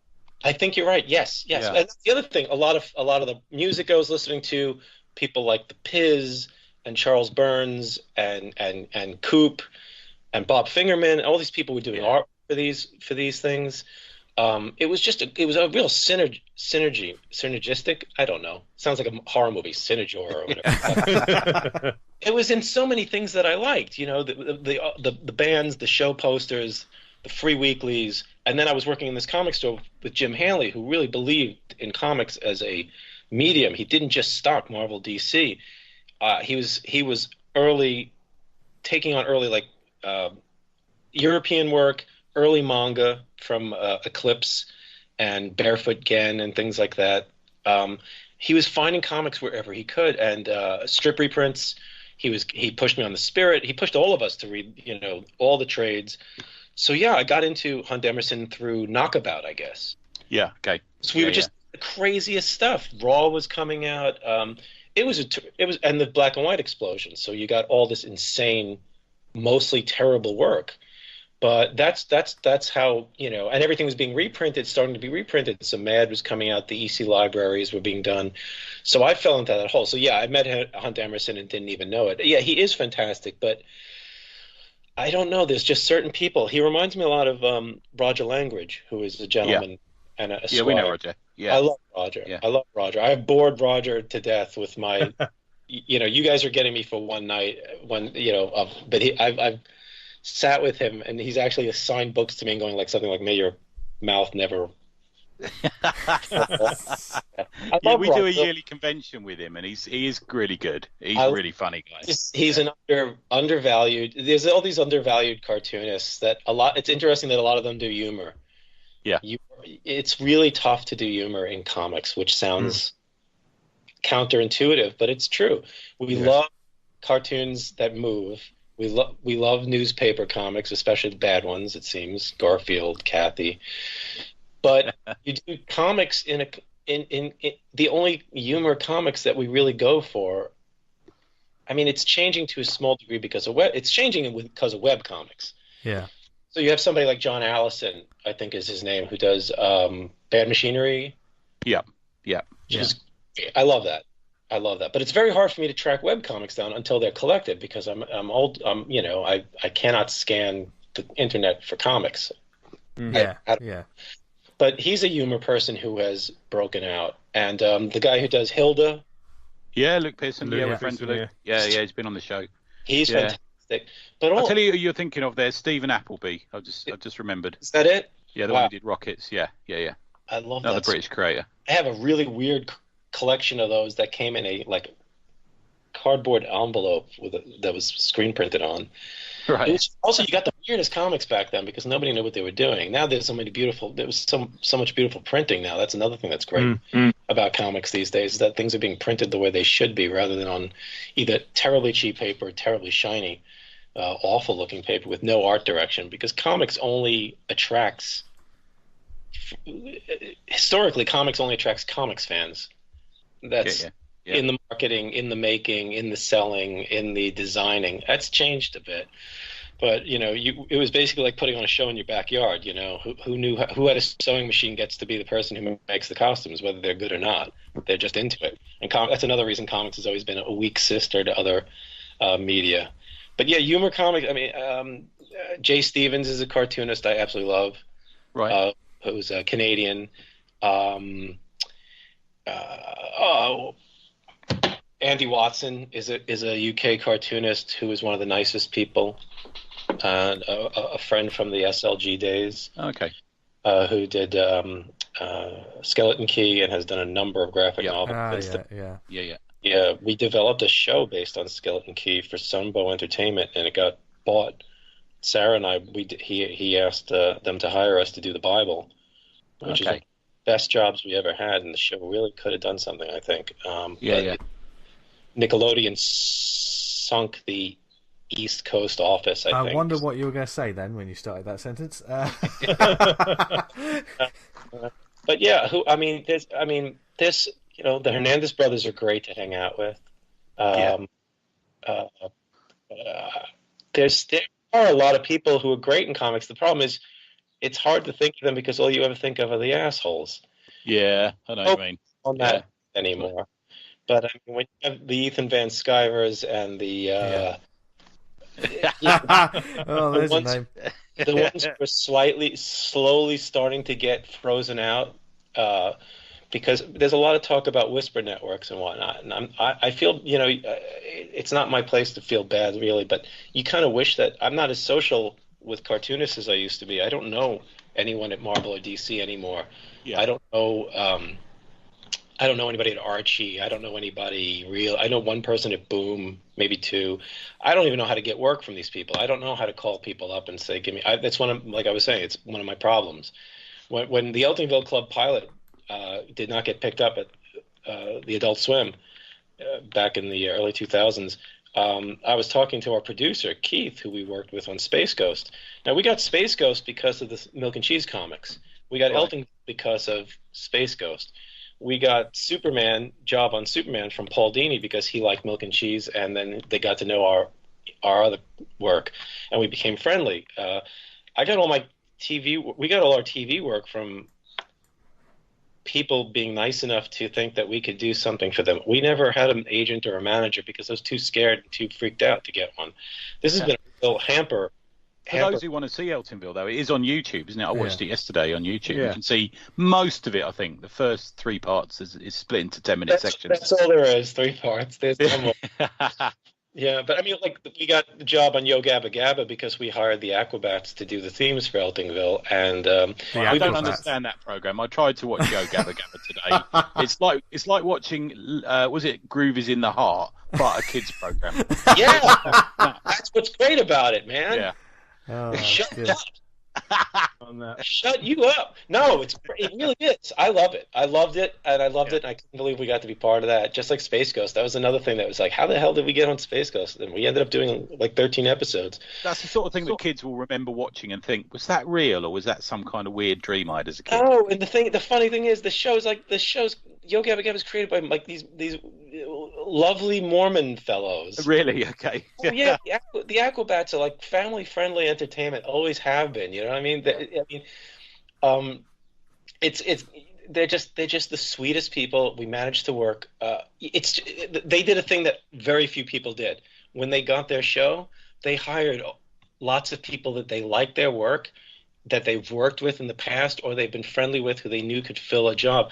They spread work out to so many people. You had Mark Mothersbaugh from Devo. Somebody would call from a band like John Reese from Rocket from the Crypt. My kid loves the show. Is there something I could do? So they introducing bands with his Swami Records Swami hat. Tim Armstrong is a cactus. Biz Markie does. It was just they basically paid back friends and hired people. We were hired to do a very small job, and it ended up rolling into us writing episodes. Because he actually said the greatest thing that anybody ever said to me. I asked him something, and he goes, I was really concerned about something, and I said, so why would you do that? Why would you have us do this or that? And it was the band commander, Christian from the Aquabats, Christian Jacobs, and he said, because we trust you. Right. And I was just fucking overwhelmed by that. It's really hard to hit. I mean, you're talking about nice people in industry, and it's like we've been very lucky, but part of it is because I've kept my career very small, which is a weird thing to say considering the fact that we've done a decent amount of non-comics work, which when we were coming up, not a lot of people ended up doing. We've done some live action kids stuff. We've done cartoons. We've done magazine work. We just did something that will get.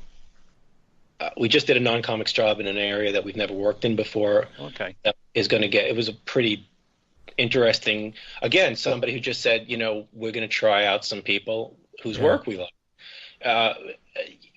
My social anxieties have definitely hurt my career, and it's something that I've been trying to rebuild. I mean, we're in Mad again. Yeah. I've been in Mad for 10 years. That was just work creates work. Yeah.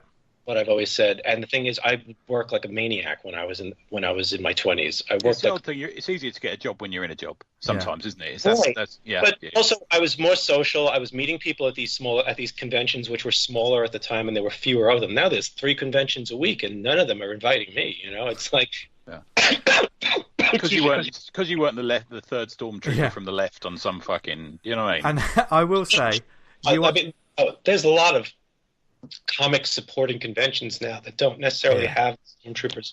Oh god, yeah. I don't want that anyway. Yeah. I don't care if someone's invited. If people want to come in for Star Wars and they see some comics and they see a Yo Gabba Gabba hardcover that Oni put out, I'm very happy to sell them one. Yeah. If I see Predator or the Mask that I've worked on, if I've got a collection of that, or the World's Funnest, or the Supergirl stories that Sarah and I did, everybody's comic has to have a first comic. Exactly.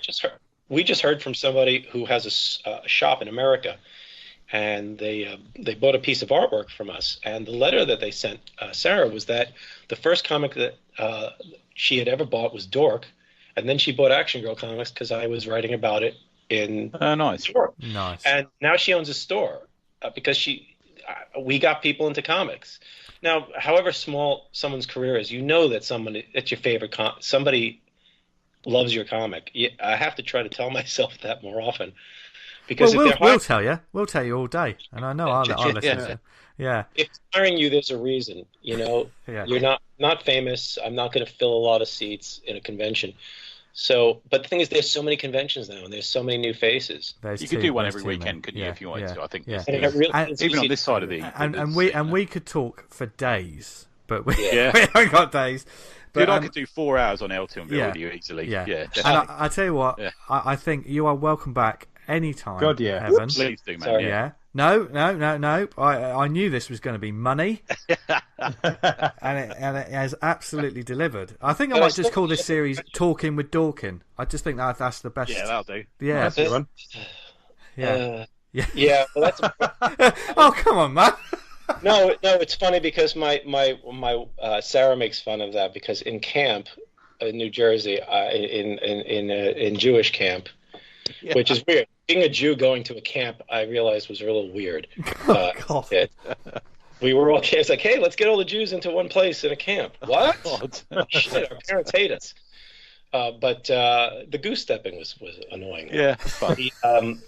They called me talking Dork because of the accent, but my wife would constantly say, that's talking Dorkin. And I was just like, because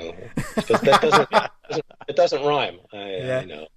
But you've immediately become one of our favourites. So yeah. So real quick, Blackwood is going to come back. Awesome. Yeah, I love that series. We have no feedback on it, right? Really, it's just again, I know I'm harping on this, but the industry is so large. Last year was one of my best years in my career, and very few people noticed, because the industry is that rich right now. I mean, I put out 2 miniseries, reprinted some of my books, and the Dork collection came out, and I'm fairly proud of That's the Dork. a great collection as well. Yeah, and it did not make money, and it sank without a trace. Well, really? It came out 10 years too, just like Eltingville. I should have put those out 10, 15 years ago, and I just did not have them together. We are blessed with a listenership that we can say that likes to get in touch with creators and actually show them a bit of love especially after today's show. Don't be surprised if you have some strangers talk about how much they love. We've been posting pages from or panels from Eltingville on our Facebook group, dude, and it's getting a great response. Oh, cool, thanks. Yeah, I'm not on Facebook. Still so true. So, we're sending me away on Twitter. You guys have done more PR for me than the industry has in the last. Where can people find you on Twitter? Oh, I thought you were going to say where can they find me. I was going to say the bus station.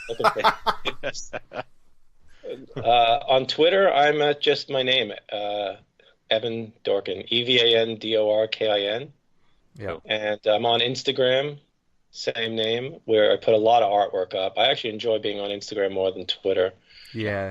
Right now. I think we're all like that, man. It's better, isn't it? It's less less poisonous, isn't it? I don't know. There are a lot of people. There's different worlds. If I hear people talking about Instagram that they have a lot of issues with it, and I've found it to be, at least in my particular situation, and in a lot of the cartoonists and comics people that I follow, I think it's like the most positive. It's just a lot of people posting artwork and things, and just liking, enjoying, and commenting.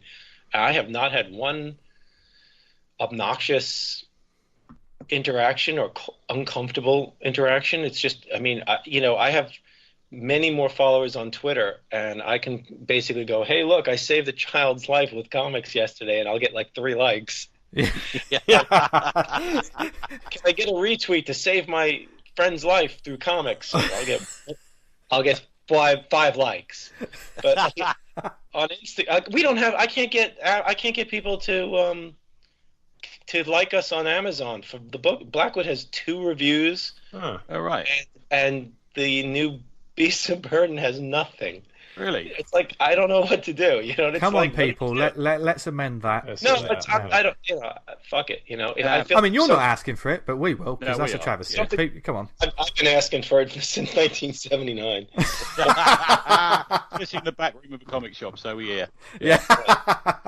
It's really hard. It's hard. I think one of the reasons some comic book creators are going a little nuts online is, one, it turns out they're assholes.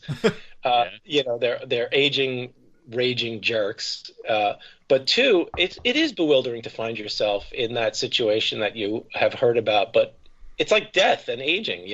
I'm getting older. I'm finding there are more white hairs on this at my temples and whatnot. It gets harder to bend when I drop an eraser or a pencil. And at the same time, I've always talked to people about diversifying their portfolio and this and that when I go to schools, because there's a point where you are not going to be as popular generally. You're not going to be working on Ghost Rider or Batman or Spider-Man or whatnot, or there's going to be a shift in styles if you have that 90s style or whatever. And it's happening to me. I mean, if I didn't have Beasts of Burden, I feel like I'd be out of the industry. But I do have Beasts of Burden, and I am working for Mad and other things because I've always had other interests and have been lucky enough to get pulled in other directions. Beast of Burden is great, dude. I have to say, I read it on Comixology, so I read it on there. But it's a fucking outstanding book. Yeah, they all are, all the series. Yeah, it's funny. It is heartening to see people basically saying that they can't believe that. I remember once Darwin Cook coming by my table at Heroes Con, and he knocked on the table and he pointed at Beast and he said, "I didn't know you had it in you." And I get it, but if you read my old work, there's tinges of what Beast is in that story you mentioned, that Hellboy Rogers story. Yeah, definitely. There's always been an emotional content to my stuff. There's always been a kind of. Like, was it Baby in the Microwave? Similar. Well, no, that was Frost Baby in the Microwave. Giant. Sorry, pardon me. Yeah, I've always had a kind of sad thing, a kind of melancholy aspect in my work, a kind of sense even Myron has got that melancholy. It always ends that way, doesn't it? Yeah. But Beasts, I hope now that we have it back on track, we've got Benjamin Dewey on the art chores with Nate Picos on lettering, and Jill. Jill is always co-creator. She is. If she chooses to come back in, we'll see what happens with that. But she's got the next series is going to be one part by her, then one part by Ben. Okay, cool. And then that's going to be finally, we're going to be collecting all the stuff from 2010 up to that as our third collection. Oh, lovely. And Presence comes out in May and June. Then the collection comes out in October, and that'll have the Hellboy crossover and everything finally. Nice. By that time, Sarah and I just finished writing the new Wise Dogs 4-issue miniseries called Occupied Territory, which Ben and Nate will be doing. Great. Awesome. And Awesome. That's a great series, man. There I'm a is big dog a lover. lot to come Yeah. this year from Evan yeah, Dorkin. then Blackwood 2 maybe gets in this year, but the Fishes will be working on that, Veronica and Andy. And hopefully we'll have some more things to announce later this year. Oh, Real. so Awesome. stay tuned to his Twitter, stay tuned to his Instagram, just stay tuned to this show because we're going to have him back without a shadow of a doubt. Well, And bring me on, and what I'll do is I'll actually answer questions. oh no, That's a lie. I've heard you on other podcasts. the It's not value that. for money that we got this week was amazing. So I'm trying so hard, and I just can't do it. Like I haven't finished like 6 of the things I started to say, but but that's what we want. You know, it's Yeah, a to be exactly. continued. yeah, So- but it's not what I want. I want to be like a part of society at some point that functions. Well, you're part of this show now, so that ain't going away Okay. anytime soon. Well, Thank you very Think- much, Evan. think of And- Cheers, yourself. Evan. Thanks Yeah. for enduring me, guys. Thanks. Take care. That's awesome. Bye bye. How was that? It's pretty good, wasn't it? Look at that. We've definitely got to have him back on. That was Yeah. like tip of the iceberg, dude. Yeah. I got to tell you there.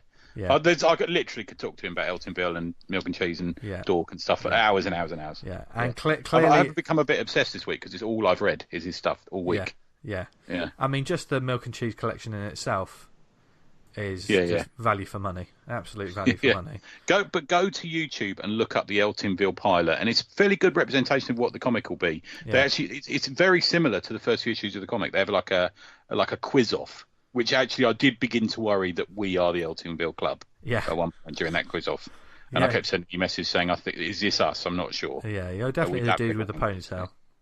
Shut up.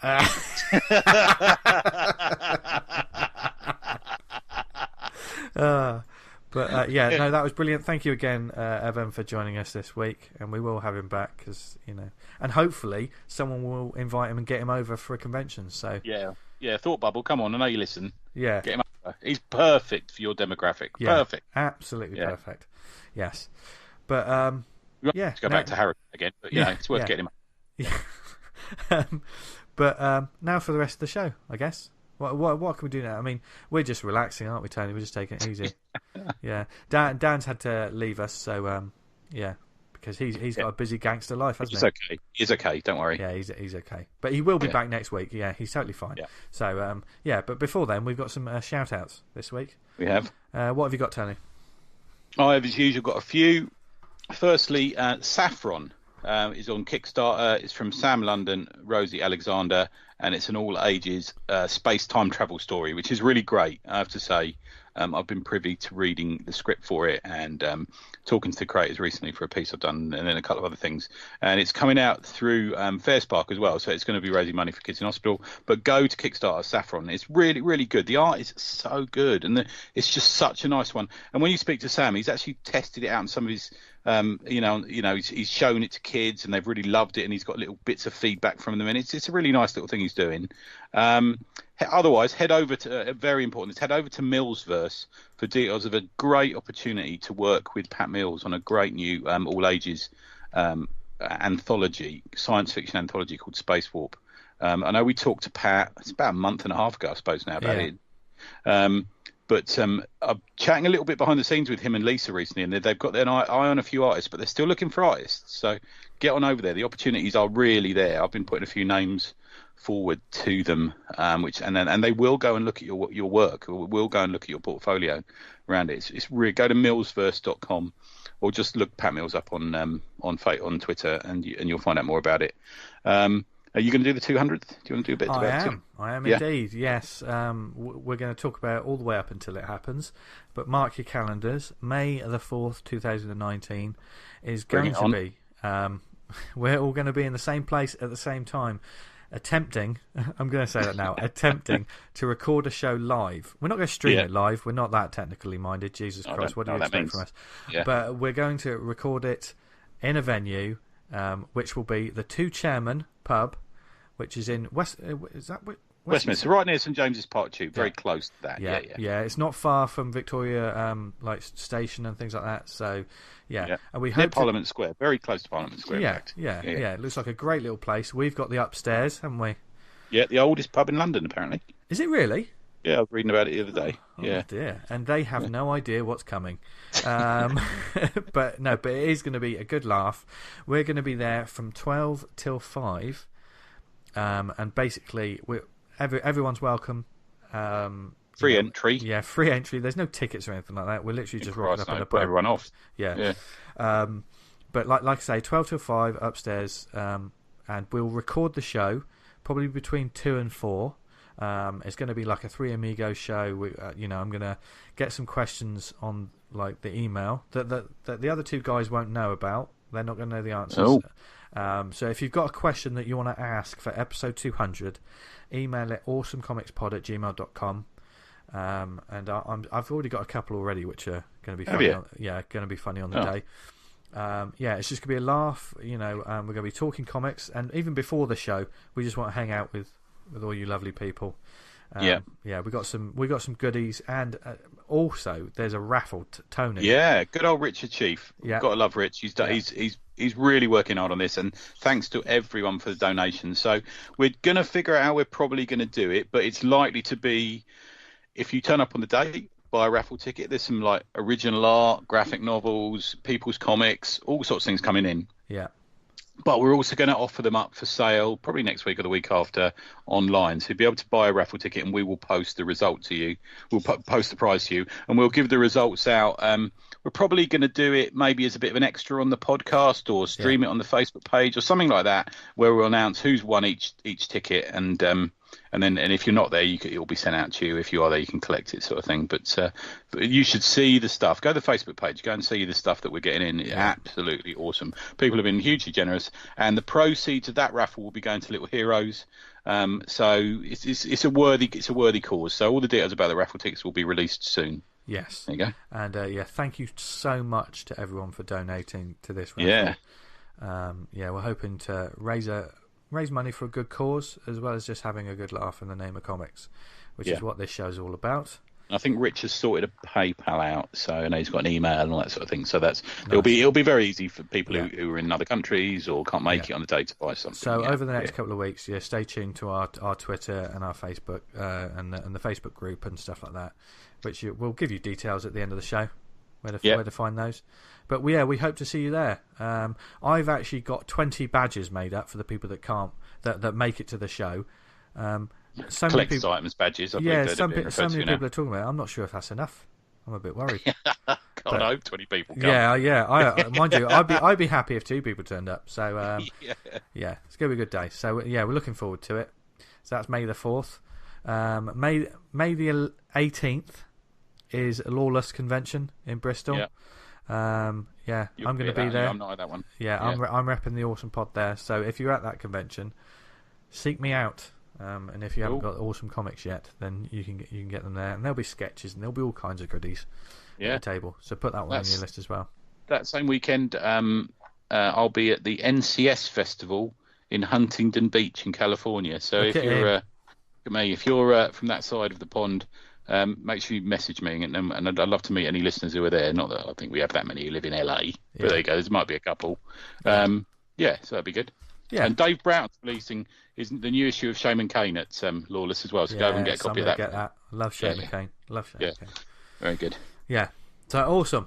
So there you go. There's plenty more convention talk to it. We're not going to talk about MCM yet. That'll be closer to the time I think we'll start ramping up for that and what we're going to be doing there. And if there's any other conventions up and down the UK, abroad, wherever you are in the world, if there's like an indie show that you think more people need to know about, get in touch with us, whether it be on social media or on the email. Let us know, and we'll give a shout out. It's not just UK we're talking about. We're talking, it could be Australia, it could be anything. If there's any little show, let us know, because you never know who listens to this show. I'm always surprised. Oh, and I haven't told you, have I? I've put our hat in the ring for Edinburgh next year. So I've applied. Yeah, I know not all 3 of us are going to be there. To be fair, it's a long way, but I'm likely to be there. So are we going to take your private jet? Yeah, I'll probably fly up there in the helicopter. James McCulloch messaged you, said it's open if you fancy. I thought, I had such a good time this year. I'm going to, So that's one I really would like to go to. So, fingers crossed I can make it next year. Yeah, cool. Nice one. Yes. But from so much awesomeness to some recommendations. Just me and Tony. We both got two, haven't we? We both got two short, sharp, sexy comic recommendations for you. Should we take one each? Do you want to go first, Tony?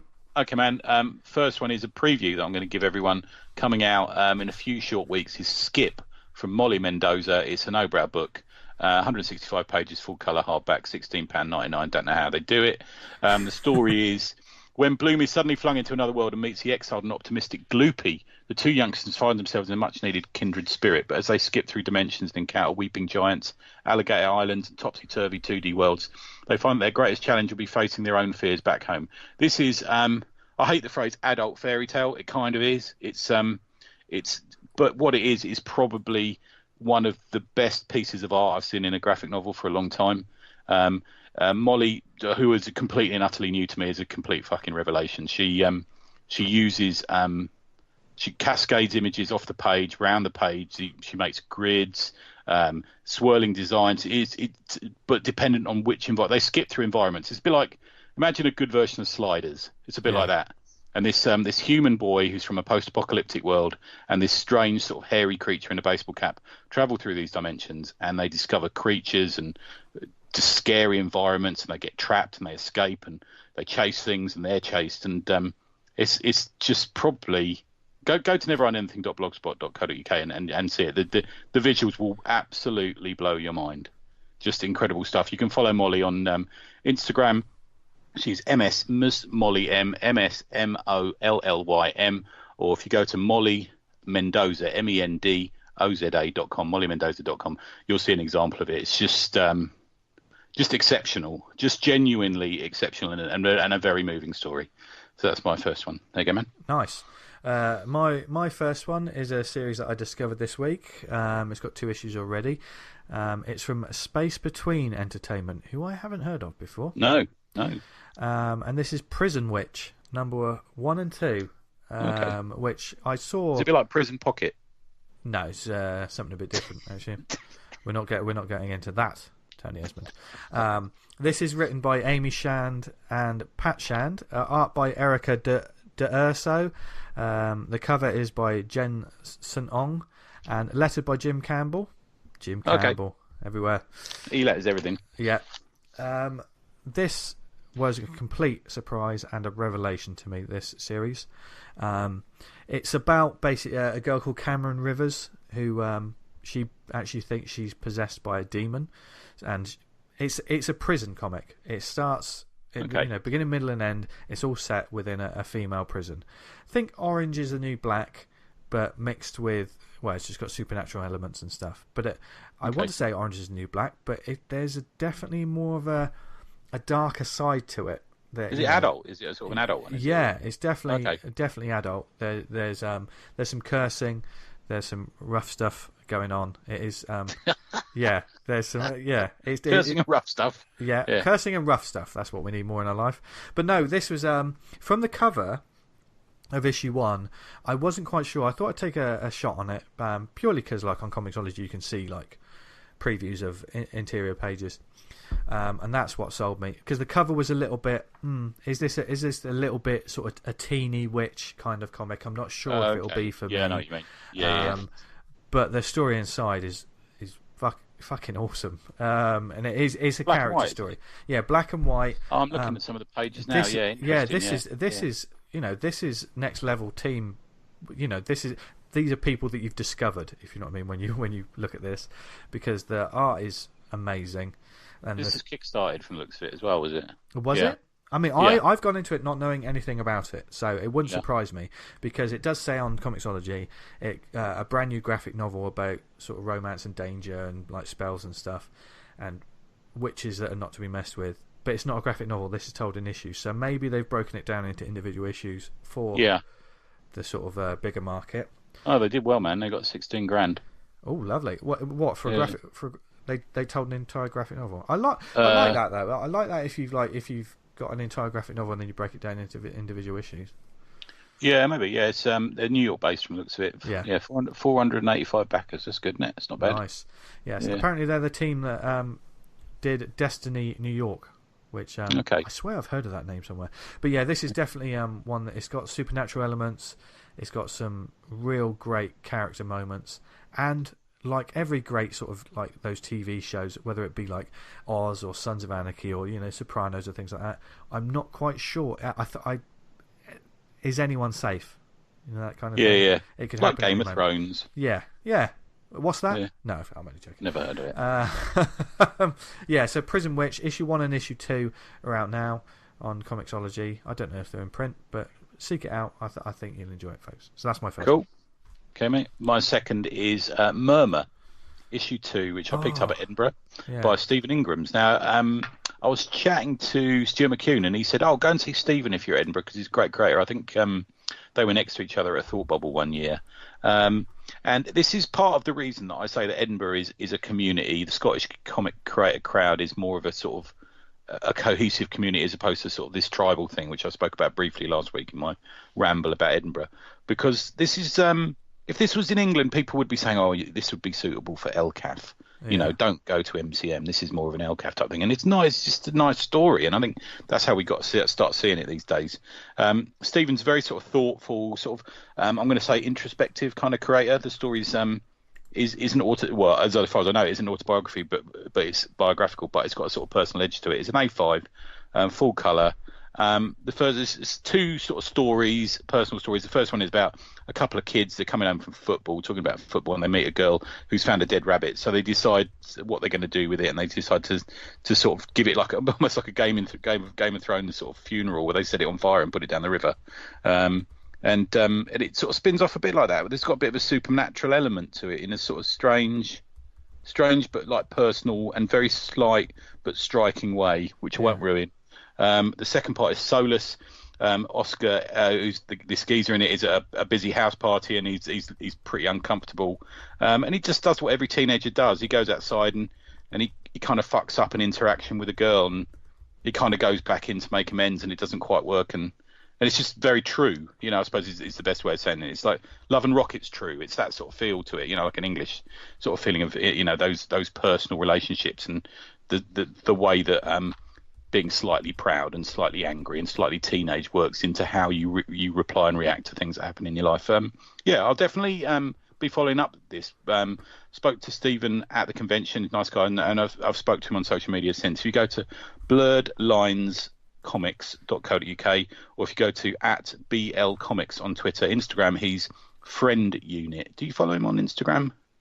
I followed him and didn't realise that it was the same guy, and it's a Friend Unit. And there's a good example of this sort of colourful, personal, everyday sort of slice of life stuff going on, and you can see that on the Instagram. Yeah, really good. Yeah. Stephen, really impressed as a creator who's been about for a while, and I haven't really discovered before. But yeah, I'll definitely be pursuing his stuff again. I think that's my second one. Brilliant. Yeah. And my last one is a second time I'm mentioning this series. It's from Image Books, written by John Layman, art by Afu Chan, and by far it's my favourite comic series of the year. Okay. And that is Outer Darkness. Oh yeah. Which is basically Star Trek mixed with The Evil Dead, or whatever. It's literally there's supernatural elements in space, and a crew that are just a bunch of horrible bastards and monsters and demons in space, and it is amazing, absolutely amazing. This is the one that goes top of the pile every week that it comes out. Issue 6 came out last week. Issue 5 and issue 6 had a sort of joining cover, if you know what I mean. Like in the old days, remember X-Men #1? You had all those different covers that all joined up. Yeah, God. Yeah. Even though I love the artwork on that, but anyway. But Outer Darkness 5 and 6 match up. Issue 6 is the last issue of this arc, so I'm rubbing my hands with glee. Watch yourself, Tony. Watch yourself. Don't make that dirty. Because normally with Image that means their trade paperback is on its way. Right. Yeah.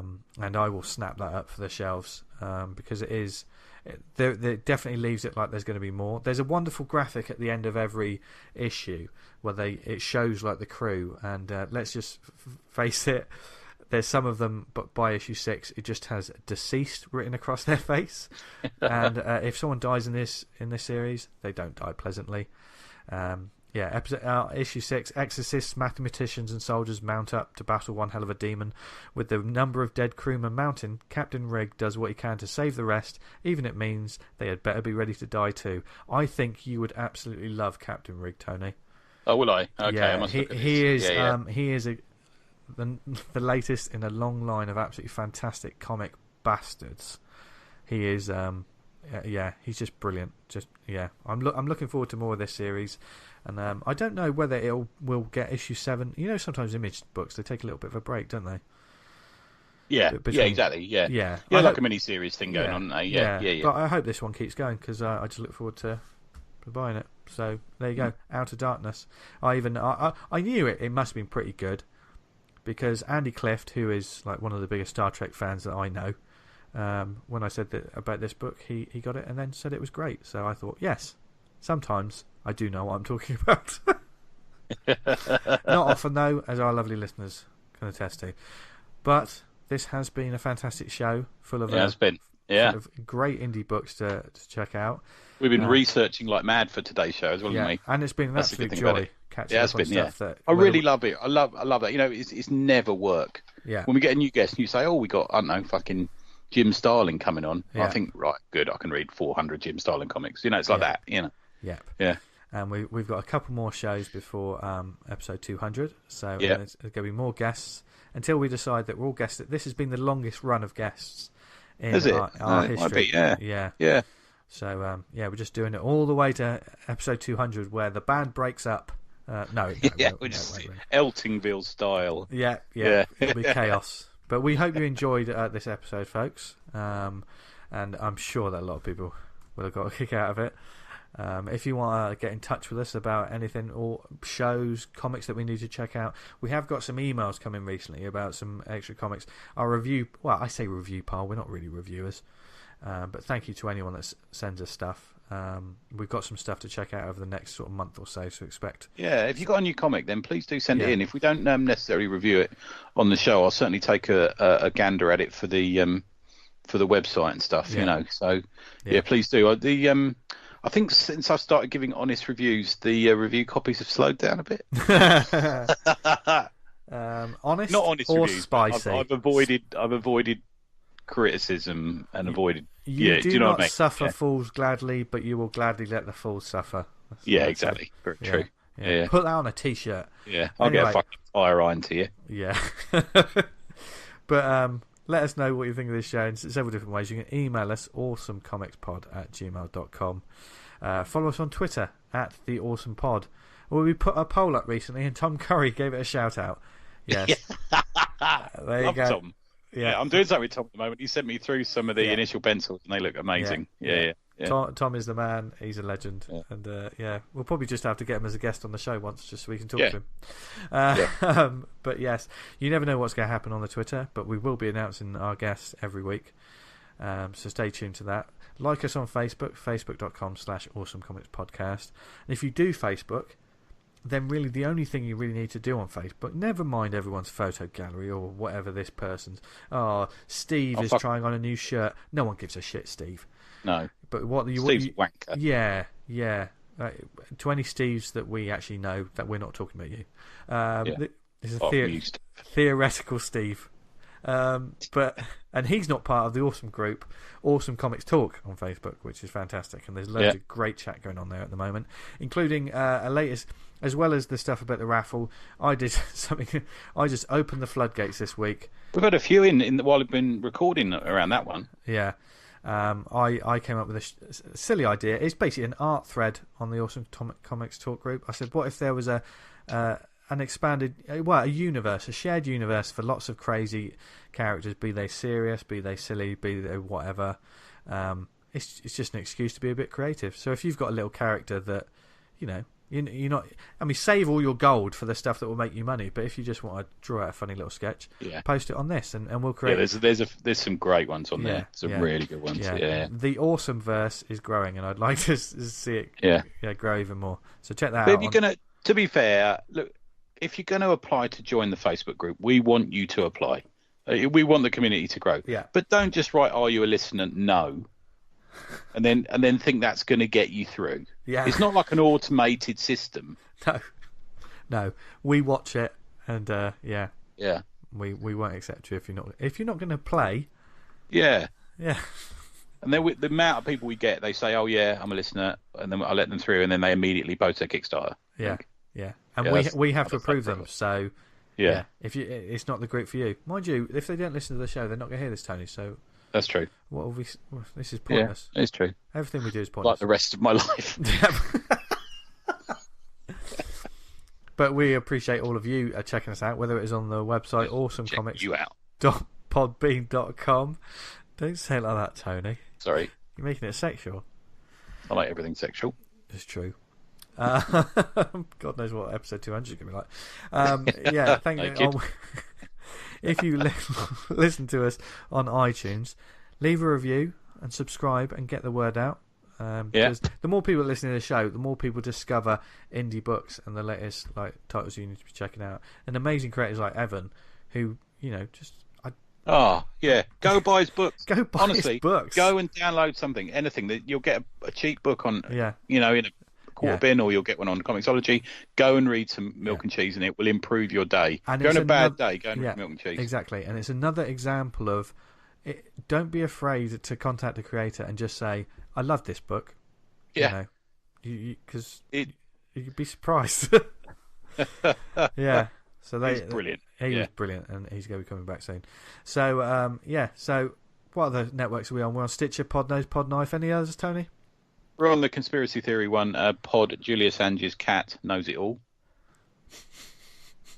I know that he's reading from something in his room, and just think, if you add up all the things that he said in every single one of these links, that room is terrifying, isn't it? It was going to be a quote from Evan, but then I realised that he said this before he came on the air, and I was going to say pod fucking hole, but I realised that no one will know what that means because he said it while we were chatting before. Yeah, which was pretty hilarious as well.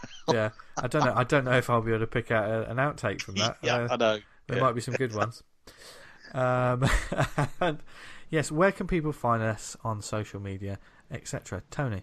Yeah, EZOHYZ on Twitter. If you go to neverendanything.blogspot.co.uk, there's a load going up this week. I've got a bit of a sort of travelling around the UK, as is my want these days, staying in hotels. So if you've got something that needs reviewing, it's a good time to send it through, and it'll get a little pimp. I've put a few Kickstarters up recently that I think have been sort of worthy candidates. So get on it. Nice. Yeah. Nice. You can find Dan Butcher at Vanguard Comic, and you can read Vanguard at vanguardcomic.com. And you should, because it's awesome. He's got like a Running Man sort of issue that is blowing my bloody mind. Yeah. I'm being nice because he's not here. So there you go. Yeah. And you can follow me on Twitter and Instagram at Jester Diablo. You can find out more about my comic at theredmaskfrommars.com. And as always, folks, thank you very much for listening. Go forth. Oh, can I say one quickly? Late Night, Sense of Steel, issue 2. Go on a Kickstarter for that. I've completely forgot. I've been meaning to say that all week. Yeah. Late Night. Find it in the show notes. There's going to be I think there's going to be a few show notes this week. So go to the Podbean page and click on the links, and you will find gold everywhere. Yeah. So until next week's show, thank you very much for listening. Thank you to Evan once more, and from Dan, Tony, and myself. Have a brilliant week. You know what's coming, Tony. And as always, what do? Stay fucking awesome. I'm so happy. You messaged me to say you were proud of me today, and that made my day. Oh dear. I've never been prouder than I am right now. See ya. See ya, folks.